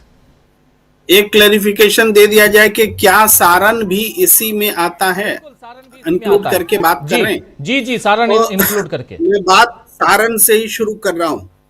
और मैं डीबी लाइव पर एकदम घोषणा के अंदाज में बोलता हूं कि सारण में 10 सीटें हैं। एकमा, बनियापुर, तरैया, मढ़ौरा, सोनपुर, छपरा, गरखा, अमनौर, परसा, मांझी। एक भी सीट एनडीए को नहीं जा रही है। सारण की 10 सीटें महागठबंधन को जा रही है। ये मैं अपनी तरफ से बोलता हूं, हो सकता है ओवरऑल में क्या फर्क रहा हो, लेकिन इसको देखेंगे। सीवान में 8 सीटें हैं। 8 सीट में मैं सिर्फ दरौंदा और गोरिया कोठी छोड़ करके कोई भी सीट एनडीए की ओर जाता हुआ नहीं देख रहा हूं। ये मेरा अपना असेसमेंट है। तो इन 2 के हिसाब से आप बाकी का अंदाजा भी लगा सकते हैं कि बक्सर में क्या हो रहा है, आरा में क्या हो रहा है और दूसरी जगहों में क्या हो रहा है। ये वो एरिया है शाहपुर का जो कि यहाँ महागठबंधन मतलब 80 और 20 वाले हिसाब में यहाँ लीड करने जा रहा है मेरे असेसमेंट के हिसाब से। तो उस हिसाब से अगर चीजें दुरुस्त हुई तो ये फिगर और भी आगे बढ़ेगा। जी, बिल्कुल आप सही कह रहे हैं, हो सकता है ऐसा हो। और ज़रा विजय जी आपके पास आना चाहता हूँ। विजय जी, आंकड़ों की बात हो रही है, देखिए इसके बाद अब सिर्फ सीमांचल बचा है जहां 24 सीटें हैं। सीमांचल पे भी आएंगे और हम लोगों ने सीमांचल में काफ़ी समय भी दिया है, आपने भी सर्वे, ये पूरे सर्वेक्षण का एक तो ज़रा बताइए कि अपना ये इसमें सैंपल साइज क्या था, ये लोग पूछा करते हैं, सैंपल साइज क्या था विजय जी? एक बात ये। दूसरी बात आपसे समझना चाहता हूं कि किन मुद्दों के आधार पे लोगों ने वोट देते हुए लोगों को आप लोगों ने देखा, जो सर्वे हुई है किया है आपने, वो बताइए। क्या क्या दिखाई दिया सड़कों पे, क्या क्या दिखाई दिया बूथों पे? अनम्यूट कीजिए, आवाज नहीं आ रही है। राजीव जी, सबसे पहले तो बता दूं कि जो हमारा सर्वे सैंपल साइज था वो 23,450 का था और हमने अलग अलग मुद्दों पर इस पर लोगों की राय ली और ऐसे उन मुद्दों को समझने की कोशिश की। दो तौर से मैं इस चुनाव को देखता हूं कि बिहार के चुनाव ने बिल्कुल अलग तरीके का नजरिया दिया। एक भरोसा टूटने का और एक भावनाओं के साथ खेल का। लोगों का मानना था कि उनका भरोसा टूटा। भरोसा क्यों टूटा? क्योंकि ये मौका ऐसा था जब छठ का दौर था, पर्व था, कई गाड़ियों की घोषणाएं हुई थी और लोग टॉयलेट में बैठ करके राजस्थान से और बाकी जगहों से आ रहे थे। ये जो 24 घंटे, 26 घंटे, 38 घंटे का जो ये सफर था, ये लोगों के दिमाग में पूरी तरीके से बैठा था और इसको भावनाओं के साथ लोगों ने अपना खेल माना। तो पहला तो रिएक्शन ये भावनात्मक था कि लोगों ने जो बढ़ चढ़ के वोट दिया है, ये उसका था। दूसरा ये है कि इस बार पूरी की पूरी लड़ाई भाजपा बनाम अदर्स थी। मैं एनडीए की लड़ाई में भी भाजपा बनाम अदर्स बोल रहा हूं, क्योंकि जेडीयू के कार्यकर्ता अपनी इज्जत बचाने के लिए, नीतीश जी के अपमान को बदला लेने के लिए, उसके लिए खड़े थे कहीं न कहीं डट करके, सामंजस्य ना होने के लिए। तो कहीं न कहीं जो उछाल आया है एनडीए का कहीं कहीं जगह, वो नीतीश कुमार के फेवर वाला रुझान है। एक मुद्दा वो था। फिर आता है कि शराबबंदी का, और यहाँ बड़ा खेल अलग तरीके का जो लगा कि जो प्रशांत किशोर ने जितने मुद्दे उठाए, चाहे वो पलायन उठाया या शराबबंदी को हटाने की बात की, वो कहीं न कहीं मुद्दे उनके थे, लेकिन प्रशांत किशोर के ऊपर भरोसा बिहार को नहीं था। वो जो भरोसा है वो देने वाला कोई अगर दिख रहा था नेता, तो तेजस्वी यादव दिख रहे थे। क्योंकि तेजस्वी के ऊपर एक मुश्त पूरा सीधा नाम था, यह चुनाव तेजस्वी बनाम अदर्स है। और इंडिया गठबंधन ने, चाहे कांग्रेस ने, चाहे लेफ्ट ने, सबने अपने अपने इलाके में सबने मिलकर अपने अपने वोटर्स के लिए ताकत लगाई।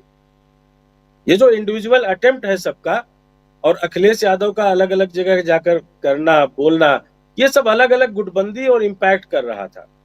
जो लोग बात कर रहे थे पोलराइजेशन की, ध्रुवीकरण से ज्यादा इस बार सबका मानसीकरण था। सबको पता था कि जो बोला जाएगा वो मिलेगा नहीं। शराबबंदी हुई, शराब माफिया बढ़ गए। रोजगार की बात हुई, रोजगार नहीं मिला। जो अलग अलग तरीके से हमला था जंगल राज को लेकर के, तो लोग जंगल राज के उस बड़े रूप को दूसरे तरीके से देख रहे थे।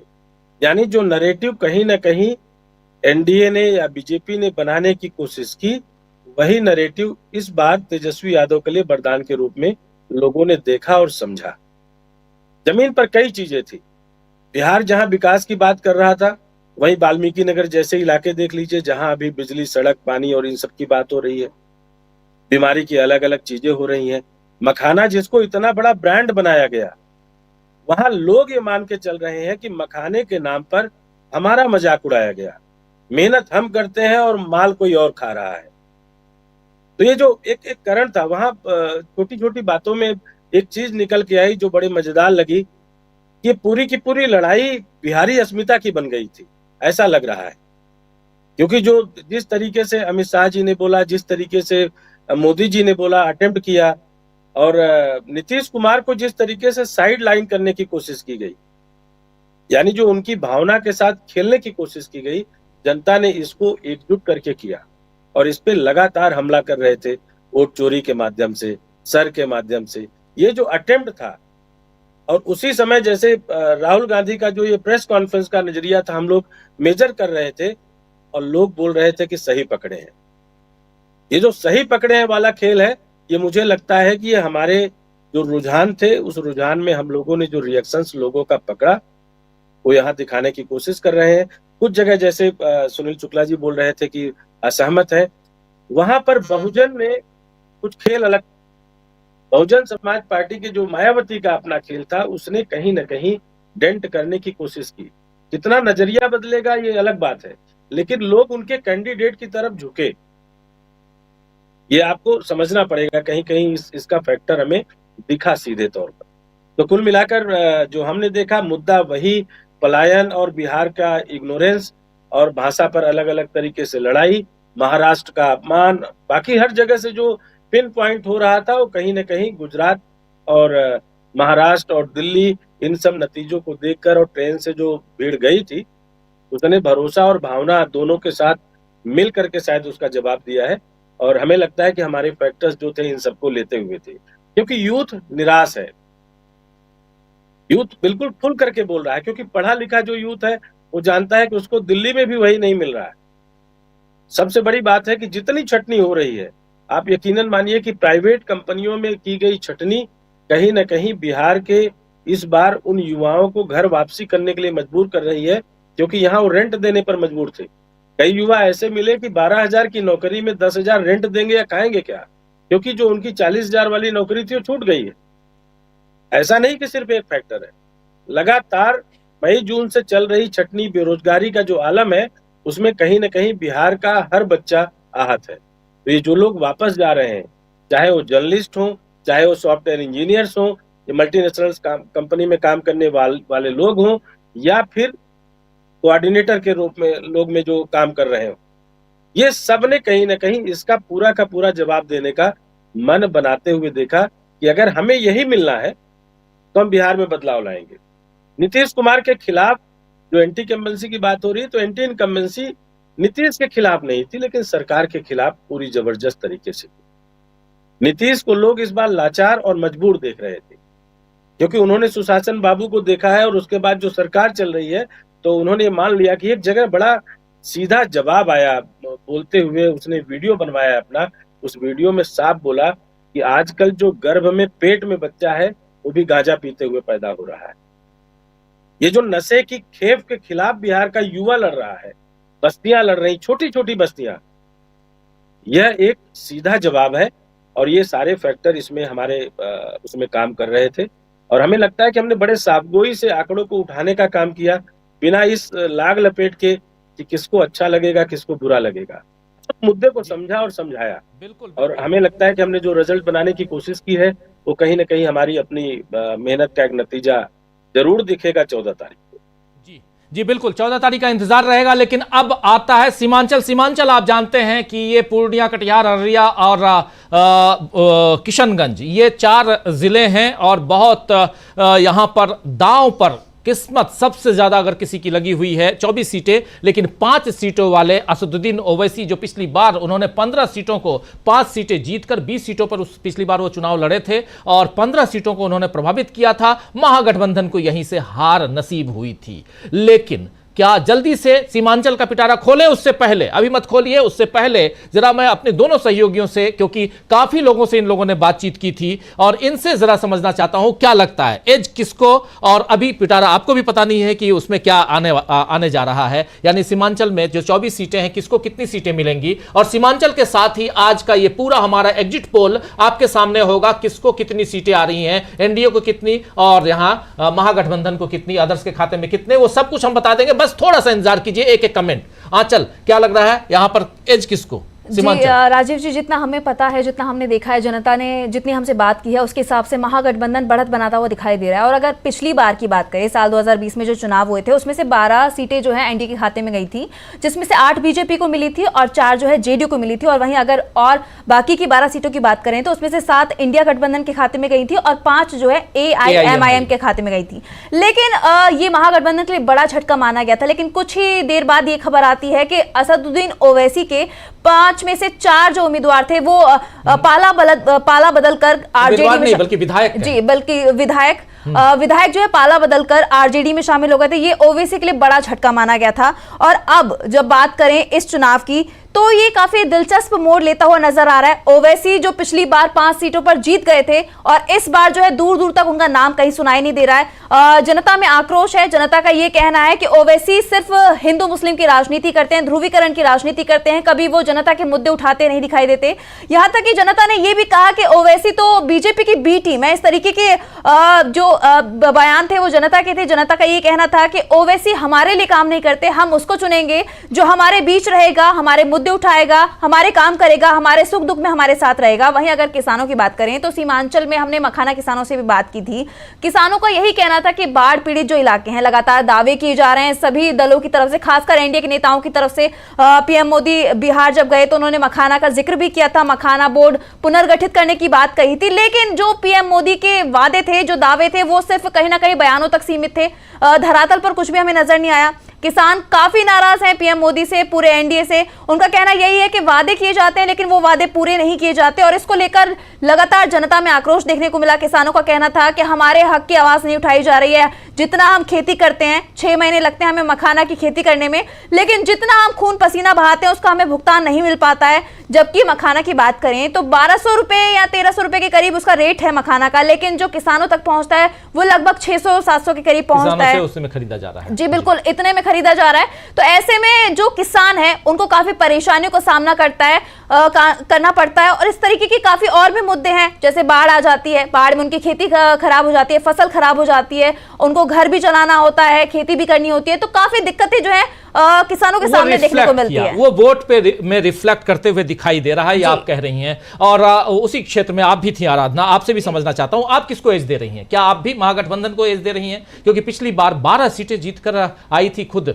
बीजेपी, वहां पे 24 में से 50% बीजेपी के खाते में थी सीटें, यही था। जी बिल्कुल राजीव जी, पिछली बार यही था कि 12 सीटें एनडीए के खाते में गई थी और 12 में से बची हुई 12 में से 5 सीटें महागठबंधन के पास गई थी, 7 सीटें महागठबंधन के पास गई थी और 5 सीटें एआईएमआईएम के पास। यानी नुकसान अगर देखा जाए तो एआईएमआईएम ने ही पहुंचाया था सीमांचल क्षेत्र में भी, और बाकी जैसा आप अभी बता रहे थे कि इसके अलावा 15 और सीटों को एआईएमआईएम ने नुकसान पहुंचाया महागठबंधन को। लेकिन इस बार एआईएमआईएम का कहीं कोई जिक्र नहीं दिखाई दिया। पूरे सीमांचल क्षेत्र में अगर जिक्र हुआ तो वो सिर्फ और सिर्फ आक्रोश दिखाई दिया। लोग हमारे चैनल से आकर ये अपील कर रहे थे, वहां हम न्यूज पॉइंट कर रहे थे उस दौरान, राजीव जी आपको याद होगा, एक युवक आकर अपील करते हैं कि आप एआईएमआईएम के झांसे में मत आइए, वो वैसे भी हमारे लिए कोई काम करने नहीं आ रही है सत्ता में, वो सिर्फ आपको भ्रमाएंगे, लेकिन आप उसी को चुनिए जो आपके लिए काम करे, आप वोट उसी को दीजिए जो वाकई में आपके लिए काम करे। इस तरह की अपील बीजेपी की बी टीम बताया जा रहा था, ओवैसी को हमारे चैनल पर आकर लोग कह रहे थे ये बातें।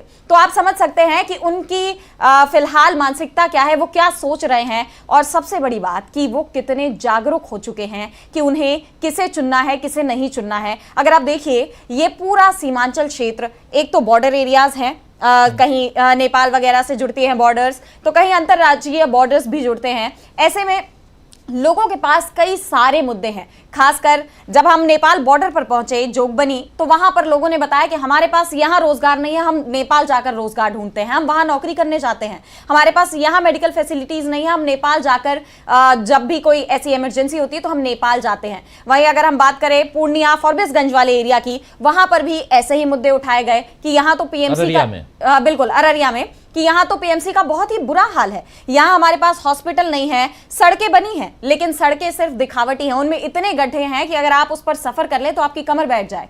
तो इस तरह से लोग अलग अलग मुद्दों को लेकर, जिस क्षेत्र में जाइए उनके अपने मुद्दे थे। अररिया हाईवे पे हमने युवाओं से बात की तो उनके लिए पलायन और रोजगार सबसे बड़ा मुद्दा दिखाई दिया।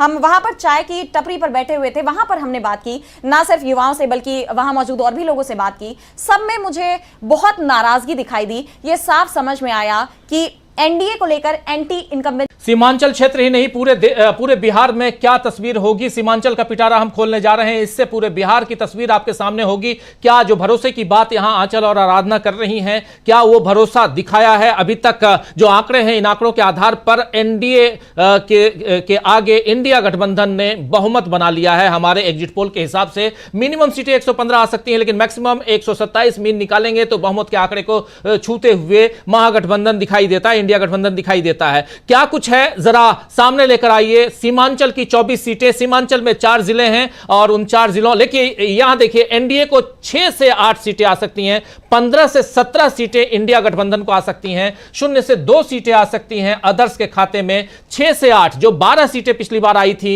यहां पर मैक्सिमम 4 सीटें, मिनिमम 4 सीटें और मैक्सिमम 6 सीटें लूज करते हुए एनडीए दिखाई दे रहा है और यहां पर इंडिया गठबंधन को जबरदस्त बढ़त दिखाई दे रही है। 15 से 17 सीटें टोटल कितना होता है ये भी स्क्रीन पर ले आइए। और इसके साथ ही देखिए 130 से 144 सीटें इंडिया गठबंधन को, 130 से 144 सीटें इंडिया गठबंधन को, और एनडीए को 95 से 109 सीटें आती हुई दिखाई दे रही हैं। मिनिमम 95, मैक्सिमम 109, इंडिया गठबंधन को मिनिमम 130, मैक्सिमम 144।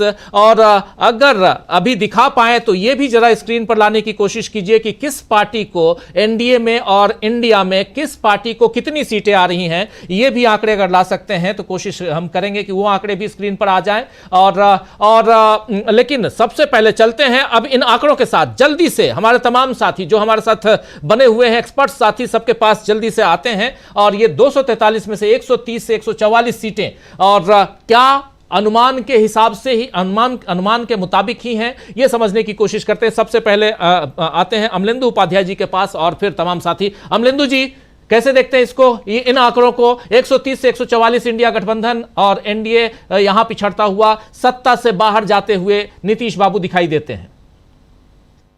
बिल्कुल राजीव जी, नीतीश बाबू सत्ता से बाहर जाते हुए दिखाई देते हैं और एक तरह से देखा जाए तो जो मोदी जी का स्टारडम है वो भी अब उसके ऊपर एक तरह से कहा जाए कि वो मोहर लग गई कि वो अब बिल्कुल खत्म हो चुका है। ये साफ तौर इस एग्जिट पोल से हमारे ये समझ में आता है राजीव जी। और ये एक बात साफ हो गई राजीव जी कि एनडीए को जो नुकसान हो रहा है वो नरेंद्र मोदी की वजह से ज्यादा हो रहा है, नीतीश कुमार की वजह से तुलनात्मक रूप से कम हो रहा है। ये बात साफ तौर पर समझ में आ रही है और गुजरात के चाणक्य बिहार में मात खाते हुए दिखाई दे रहे हैं इस एग्जिट पोल से राजीव जी, ये समझ में आता है साफ तौर पर। जी प्रशांत जी, क्या कहेंगे? आप तो पूरा घूम के आए हैं, एक नहीं दो बार। राजीव जी, मुझे जो दिखाई दे रहा है वहां पे ग्राउंड पर जो दिखाई दिया उससे तो लग रहा है कि एनडीए थोड़ा कम और होगा। और अगर वो नहीं हो रहा है तो मैं अमरेंदु जी की बात से सहमत हूं कि नीतीश कुमार ने एनडीए को बचा लिया है। नीतीश कुमार के प्रति मैंने वो गुस्सा वहां नहीं देखा, लेकिन वोट जरूर तेजस्वी के पक्ष में जा रहा, लेकिन एनडीए नीतीश कुमार के प्रति गुस्सा नहीं था। जी, यही बात विजय शुक्ला भी बता रहे हैं। विजय शुक्ला जी की टीम ने इस पूरे सर्वे को कंडक्ट किया है, इलेक्ट लाइन की टीम ने, और विजय शुक्ला जी भी यही बात बता रहे थे कि गुस्सा जो है वो बीजेपी के खिलाफ है, लेकिन नीतीश बाबू के प्रति एक सिंपैथी है, ये बता, और वही हम लोगों ने भी देखा है। जी, तो अगर बीजेपी अपनी लालच में, मुख्यमंत्री बनाने के लालच में न पड़ती और जैसे तेजस्वी यादव को घोषित किया इंडिया गठबंधन या महागठबंधन ने, नीतीश कुमार को मुख्यमंत्री पद का कैंडिडेट घोषित करते तो ये लड़ाई और क्लोज होती। ये बीजेपी ने गलती की वहां पे। दूसरी बात, प्रशांत किशोर की चर्चा जरूर कर ली जाए। क्या हुआ है राजीव जी कि उनको सीटें तो पता नहीं कितनी आएंगी, 2 शायद आए या 1 आए या 1 भी ना आए, लेकिन उन्होंने नुकसान बीजेपी का किया है। कैसे किया मैं बता रहा हूं आपको। मैं वोट काटने की बात में नहीं कर रहा हूं। उन्होंने बीजेपी का नुकसान किया परसेप्शन बिल्डिंग में। क्या किया उन्होंने कि हर जगह, हर शहर में, हर कस्बे में, हमको भी ऐसे लोग मिले वहां पे, तमाम सारे जो लोकल सोशल मीडिया इन्फ्लुएंसर्स हैं, जो एक्टिविस्ट हैं, उनको उन्होंने इंगेज किया, प्रॉपर तनख्वाहों पे इंगेज किया। वो अगर प्रशांत किशोर उनको इंगेज नहीं करते तो वो लोग बीजेपी का ही काम करते हैं जी। तो वो स्वयंभू आईटी सेल थे बीजेपी के, तो उनको इंगेज करके प्रशांत किशोर ने बीजेपी को सोशल मीडिया से साफ कर दिया, क्योंकि वही लोग सोशल मीडिया पे बीजेपी का काम करते अगर वो प्रशांत किशोर के साथ इंगेज ना होते तो ये नुकसान है। वोट की बात नहीं कर रहा हूं मैं, परसेप्शन बिल्डिंग में प्रशांत किशोर ने बीजेपी का बहुत नुकसान किया और मीडिया स्पेस भी उन्होंने कैप्चर किया, बहुत ज्यादा मीडिया स्पेस कैप्चर किया है, ये सही आप कह रहे हैं। जरा प्रेम कुमार जी कैसे देखते हैं पूरे आंकड़े को, 130 से 144 यहां इंडिया गठबंधन? देखिए, ये एग्जिट पोल निश्चित रूप से उस दिशा को बताता है कि परिवर्तन निश्चित है, मगर एक चीज है कि जिस तरह से वोट परसेंटेज बढ़े हैं पहले फेज में और दूसरे फेज में तो और भी प्रचंड तरीके से, उससे हमें लगता है कि ये परिवर्तन जो है और तीव्र होगा, ये अंतर और बड़ा होगा। हालांकि एक ऐसे समय में जबकि देश का पूरा एग्जिट पोल करने वाली एजेंसियां एक तरफा उल्टा रुझान दिखा रही हैं, तो हमें लगता है कि एक प्रेशर तो सही दिखाने पर होता ही है, एक कुछ न कुछ जो है एक ढील जो है वो दे दी जाती है, ये कहीं ना कहीं दबाव हो सकता है। तो ये 130 से 44 जो है, हम इसमें 20 का आंकड़ा कम से कम और जोड़ते हैं, क्योंकि शाहाबाद, मगध, इन सब इलाकों में और भी बेहतर महागठबंधन कर सकता है। मगध में तो खास करके जहां पर के पहले भी अच्छा प्रदर्शन रहा था, इस बार अच्छी फाइट रही, और शाहाबाद तो क्लीन स्वीप वाला एरिया है। अंग में मैंने पहले भी कहा कि बेगूसराय, खगड़िया, इन सब इलाकों में पूरे महागठबंधन का, कांग्रेस, लेफ्ट, सबका अच्छा प्रदर्शन रहने वाला है। और ये इस हिसाब से हमें लगता है कि वोट क्या है, ये सर्वे बता रहा है कि युवा वोटर्स क्या कर रहे हैं, ये सर्वे बता रहा है कि वोटर्स का रुझान क्या है, बदलाव का रुझान है। ये बदलाव कितना तीव्र है, मैं बस वहीं पर थोड़ा सा कह रहा हूं कि हम, हो सकता है मेरी कोई जिम्मेदारी नहीं है तो हम ज्यादा जरूरत से ज्यादा उदार होके बोल रहे हो, लेकिन जब जिम्मेदारी होके होता है तो थोड़ा सा रेजिस्टिव हो जाता है अपने, ये मैं कह सकता हूं। जी जी बिल्कुल। सुनील शुक्ला जी, फाइनल आंकड़े, आप भी यही सोचते हैं कि इसमें 20 सीटें और बढ़ सकती हैं? 130 से 144 में 20 सीटें बढ़ सकती हैं, आप भी सोचते हैं? ये जो विजय शुक्ला जी ने कहा कि ये कैमूर वगैरह के एरिया में बीएसपी के कारण से महागठबंधन को नुकसान हो रहा है, तो केवल महागठबंधन को नुकसान नहीं हो रहा है, एनडीए को भी नुकसान हो रहा है। चाहे बीएसपी को, निश्चित रूप से इस इलाके में बीएसपी का असर है। बीएसपी के उम्मीदवार वहां से चुनाव जीतते रहे हैं। इस बार भी बीएसपी ने कई प्रमुख नेताओं को अपना उम्मीदवार बनाया है, लेकिन कोई कैडर का वोट किसी को मिल रहा है, बीएसपी कोई कैडर उनके साथ खड़ा हो गया है, ऐसा नहीं है। वो जो नेता उम्मीदवार है, वो नेता अपना जो उनका समर्थक वर्ग है वह इलेक्शन को प्रभावित कर रहा है। और कुछ ऐसे लोग, और इसमें भी सर्वाधिक एनडीए के लोग हैं। अब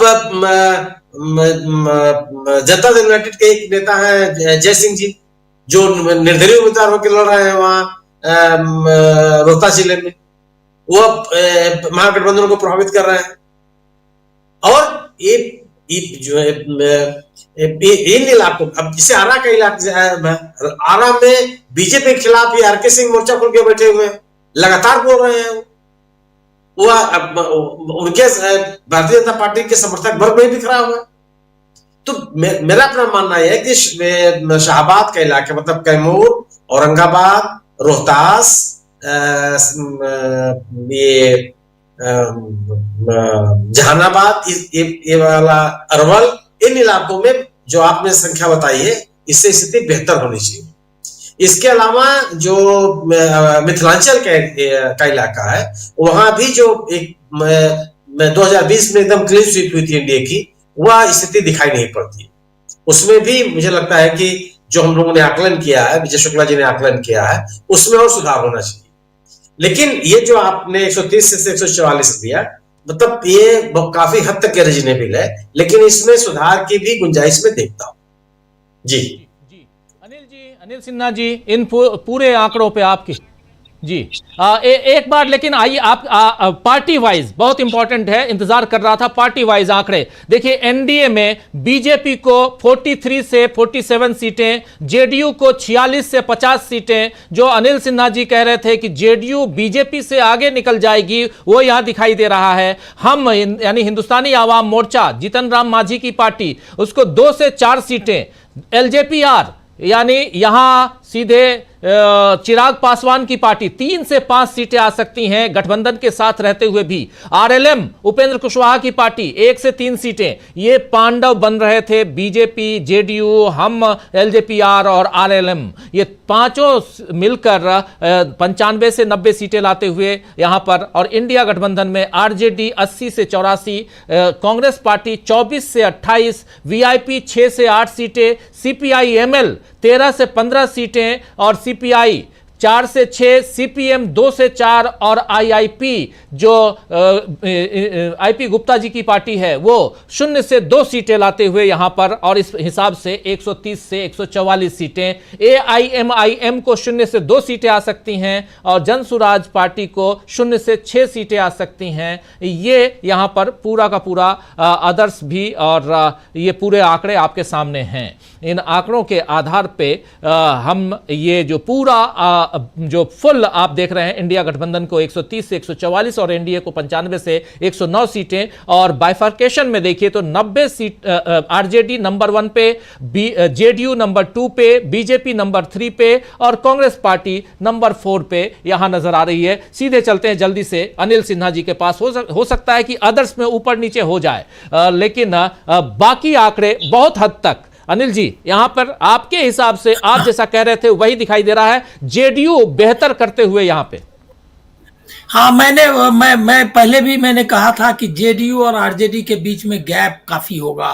वो क्लोज कॉन्टेस्ट, मतलब क्लोज नहीं होंगे, ऐसा ये भी मैंने कहा था। तो मैं देख रहा हूं कि जो आंकड़े आपने बताए हैं वो मैंने जो सोचा था उसके अनुरूप है। लेकिन मैं अपना एक डर से शेयर कर दूं, 209 दिखाया है एक चैनल ने, 184 से 209, और सब इतना क्या कि मेरा तो दिल बैठ रहा है कि भाई ये जो है, मतलब हम लोग तो हम लोग इतने साल जर्नलिज्म में रहे हैं ना, तो कई बार लगता है कि जर्नल ये कर रहे होंगे सर्वे तो कहीं सच न निकल जाए। तो ये मैं अपना डर भी जो है अब ये से क्या कहते हैं दर्शकों के साथ शेयर करना चाहता हूं कि ये लोग बेईमान हैं। ये तो मिंट ने जो स्टोरी ही की है कि एकदम इनएक्यूरेट रहा है। अंग्रेजी मिंट ने अभी एक स्टोरी की है, उसमें कहा है कि सदैव ये लोग झूठ बोलते रहे हैं। और दूसरा मैं कोट कर दूं एक और, ये प्रदीप गुप्ता जी का, जो अभी एक चैनल पर बोल रहे थे कि हमने तो 360 से 400 बताया था, लेकिन एनडीए की जीत तो बताई ही थी। अब वो 204, मतलब कि आप सोच लीजिए कि बेईमानी भी जो है उसका मतलब रेंज कितना है। वो ये बोल रहा है कि एनडीए को जो है तो हमने जीत तो बताई ही थी, तो नंबर्स को छोड़िए, लेकिन हमारा ये तो सही निकला। तो ये मतलब मुझको इससे गुस्सा तो आता ही है, लेकिन मेरा दिल थोड़ा बैठ रहा है इनको देख करके। 14 तक रहूंगा, लेकिन मेरा मानना ये है कि इससे ये दो चीजें पता चलती हैं कि फाइट जो है जेडीयू एंड आरजेडी के बीच में हुआ, और जेडीयू और आरजेडी, चूंकि जेडीयू को उतनी सीटें, उस तरह से जो कंटेस्ट था, वो कंटेस्ट में जेडीयू हर जगह आरजेडी के साथ कम जगहों पर था उस हिसाब से, तो इसीलिए आरजेडी को ये मिला। नीतीश को मैं मानता हूं कि नीतीश ने जो है काफी रिकवर कर लिया है। आप देखिएगा कि जो मेरा अंदाजा है कि रिजल्ट्स जो आएंगे उसमें सेकंड नंबर पर बहुत जगह जो है जेडीयू रहेगी अच्छी तरह से, बीजेपी कई जगह थर्ड नंबर पे होगी। तो वहां भी जो ओवरऑल जो स्ट्रक्चर ये होगा, क्या कहते हैं, रिजल्ट्स होंगे, उसमें भी बीजेपी का वीकनेस आपको दिखाई देगा। एक चीज जो इसमें निकालने वाली बात है कि कांग्रेस और लेफ्ट जो है, और जिस तरह से उनको डिस्कोर्स में लोगों के दिमाग में आना चाहिए था, वो नहीं आ पाई है। इम्प्रूवमेंट उनका हुआ है, लेकिन वो नहीं आ पाई। इसके पीछे मुझको रीजन लगता है कि ये जो नीतीश सेंट्रिक ये आ गया, क्या कहते हैं, चुनाव हो गया कि नीतीश को किया इन्होंने प्रताड़ित, और ये सब, इसकी वजह से ये जो इशूज में थोड़ा डाइल्यूशन जरूर हुआ है, ऐसा मुझको लगता है। एक चीज मैं कहूंगा कि 14 के बाद बीजेपी, वो मैं मतलब अलग से इन आंकड़ों से अलग कह रहा हूं कि 14 के बाद बीजेपी इंश्योर करेगी कि जेडीयू को खत्म कर दे और जेडीयू को डिवाइड करेगी। अगर जेडीयू बची रहती है तो दिल्ली में सरकार बचाना मुश्किल होगा, क्योंकि ये क्या कहते हैं फाइट बैक करेंगे नीतीश अभी के बाद, तो उनको इस स्थिति में नहीं रहने देना है। इसके लिए इसीलिए 14 के बाद बहुत सारा इंटरेस्टिंग, चाहे मतलब अगर उनका भी जो दूसरे पोलस्टर्स हैं वो अगर सही भी साबित हो, तो भी जो सिनेरियो होगा पॉलिटिक्स का एकदम डिफरेंट होगा और बहुत ही चौंकाने वाला होगा, सनसनीखेज होगा। जी, सनसनीखेज होगा, बिल्कुल आप सही कह रहे हैं, सनसनीखेज होगा। डीबी लाइव के इस एग्जिट पोल को कई चैनलों पे दिखाया जा रहा है, क्योंकि अकेला अपना ही ये एग्जिट पोल है जो बाकी एग्जिट पोल से अलग है। तो विजय शुक्ला जी, चलिए, नाम हो या बदनाम हो, उसमें नाम तो है, आप नाम हुआ तो क्या हुआ, या बदनाम हुए तो क्या हुआ, नाम तो हुआ। तो आज उनके हिसाब से कह सकते हैं, लेकिन 14 तारीख को इंतजार रहेगा। इससे पहले एक शख्स बहुत बदनाम हो गए, बयान दे रहे हैं, नाम है ज्ञानेश कुमार।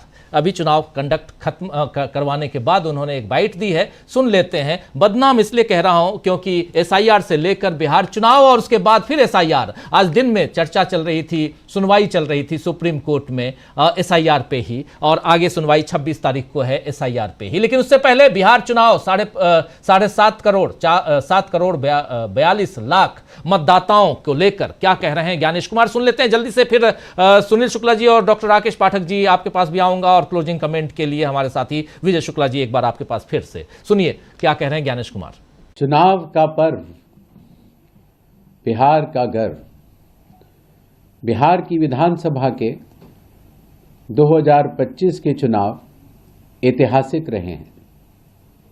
सर्वप्रथम बिहार की मतदाता सूची के शुद्धिकरण में लगभग 7.5 करोड़ से अधिक मतदाताओं की भागीदारी, जमीनी स्तर पर चुनावी कर्मियों की भागीदारी और सभी राजनीतिक दलों के लगभग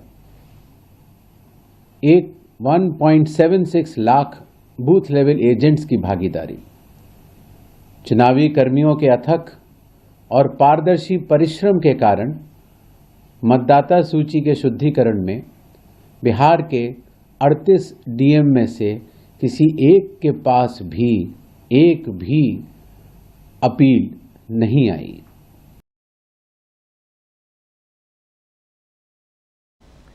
चलिए, ज्ञानेश कुमार जी का ज्ञान आप लोगों ने सुन लिया, आगे भी सुनते रहेंगे। हम चुनाव पारदर्शी तरीके से करवाएं, यही हम उम्मीद करते हैं, क्योंकि लोकतंत्र है और उसमें हमारा अधिकार है। संविधान हमें अधिकार देता है, बोलने की आजादी देता है, इसलिए खुल के बोलते हैं। ज्ञानेश जी बुरा मान लेते हैं तो क्या करें। लेकिन चलिए, डॉक्टर राकेश पाठक जी आपके पास इन आंकड़ों को देखकर क्या कहेंगे।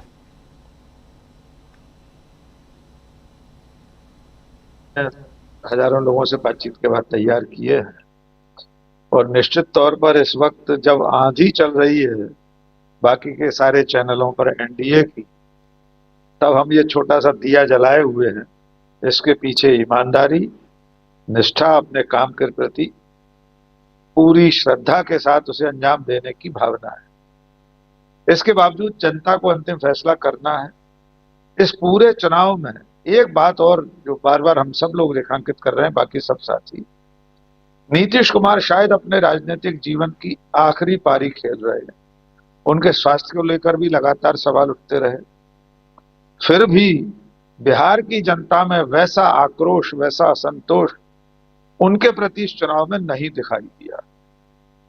हो सकता है इसका फायदा बीजेपी को हो जाए, क्योंकि वैसे नरेंद्र मोदी की स्वीकार्यता लगातार रसातल की ओर जा रही है, और बिहार में भी उनकी बोली बानी, उनकी भाषा, मां को गाली देने वाला अभियान और सारे ठटकर्म करने के बावजूद बिहार के मतदाताओं में नरेंद्र मोदी की स्वीकार्यता इस चुनाव में नहीं देखी गई। तो जो थोड़ा बहुत फायदा बीजेपी को या मोदी शाह को होने जा रहा है, इंडिया गठबंधन को होने जा रहा है, उसमें बड़ा योगदान नीतीश कुमार का होगा, और उनके प्रति जनता का जो भाव अभी बाकी है वो इसमें एक महत्वपूर्ण कारण बनेगा। जी राजीव जी, शकील जी, जी प्रशांत जी कुछ जोड़ रहे हैं। जी प्रशांत जी, मैं विजय जी से एक सवाल करना चाहता हूं कि दिल्ली में जो कल एक हादसा हो गया रात में, और आज चुनाव था, वहां पे मतदान था 102 सीटों पे, कहीं उसका कुछ चर्चा, कुछ असर आप देखते हैं? इसलिए वाइट दिया था। जो सवाल था ये बिल्कुल जायज है। लोगों ने एक शब्द से बोला कि हमें पता था कि ऐसा होगा। यानी जो ये लोगों का रिएक्शन था कि हमें मालूम था ये होना है, लेकिन अब इस झांसे में हमें नहीं आना है। तो ये रिएक्शन काफी लोगों से बातचीत हमारी थी, जो आज हम पोलिंग के दौरान भी कोशिश कर रहे थे देखने की जरूरत समझी, और उसमें सबने बिल्कुल खुल करके बोला कि ये सब एक अलग एजेंडा है, और इस एजेंडे की जो टाइमिंग है उस टाइमिंग को कहीं ना कहीं जो चुना गया है उसका ये पूरा उल्टा पड़ा है। इस बार आप ये बोल सकते हैं कि जो भी नरेटिव सेट करने की कोशिश की गई उसका परसेप्शन मैनेजमेंट कहीं ना कहीं बिना कुछ किए तेजस्वी यादव के पास चला गया। जैसे तेज प्रताप का अलग होना, लोगों ने कहा कि यह इनेलो जैसा खेल हो रहा है कि दुष्यंत तैयार कर रहे हैं। मतलब बिहार का अगर आदमी हरियाणा की राजनीति की तुलना कर रहा है तो आप समझ लीजिए, क्योंकि ज्यादातर वर्कर वहां से थे और उन्होंने साफ तौर पे बोला कि वहां हमारी स्थिति क्या है ये हमें पता है। तो कई ऐसे फैसले, रिएक्शंस थे जो राज्यों से लेकर, लोग तजुर्बे से लेकर वहां लौट रहे थे और वो कहीं ना कहीं बिहार के इस चुनाव में असर अपना दिखा रहा है। तो जो आपका सवाल था बिल्कुल था कि लोगों को अब पता है कि क्या होने वाला है, लोग अब खेल समझ गए और खासकर बिहार के लोग तो ज्यादा प्रिडिक्टिव होते हैं। उन्होंने अपनी एनालिसिस पहले से तैयार कर रखी है कि कौन किसके लिए काम कर रहा है, कौन किसके लिए काम नहीं कर रहा। शकील जी 130 क्या आप भी इसमें जोड़ेंगे या घटाएंगे? 130, 144 और मीन निकालें तो 137 सीटें, 137 सीटें इंडिया गठबंधन को।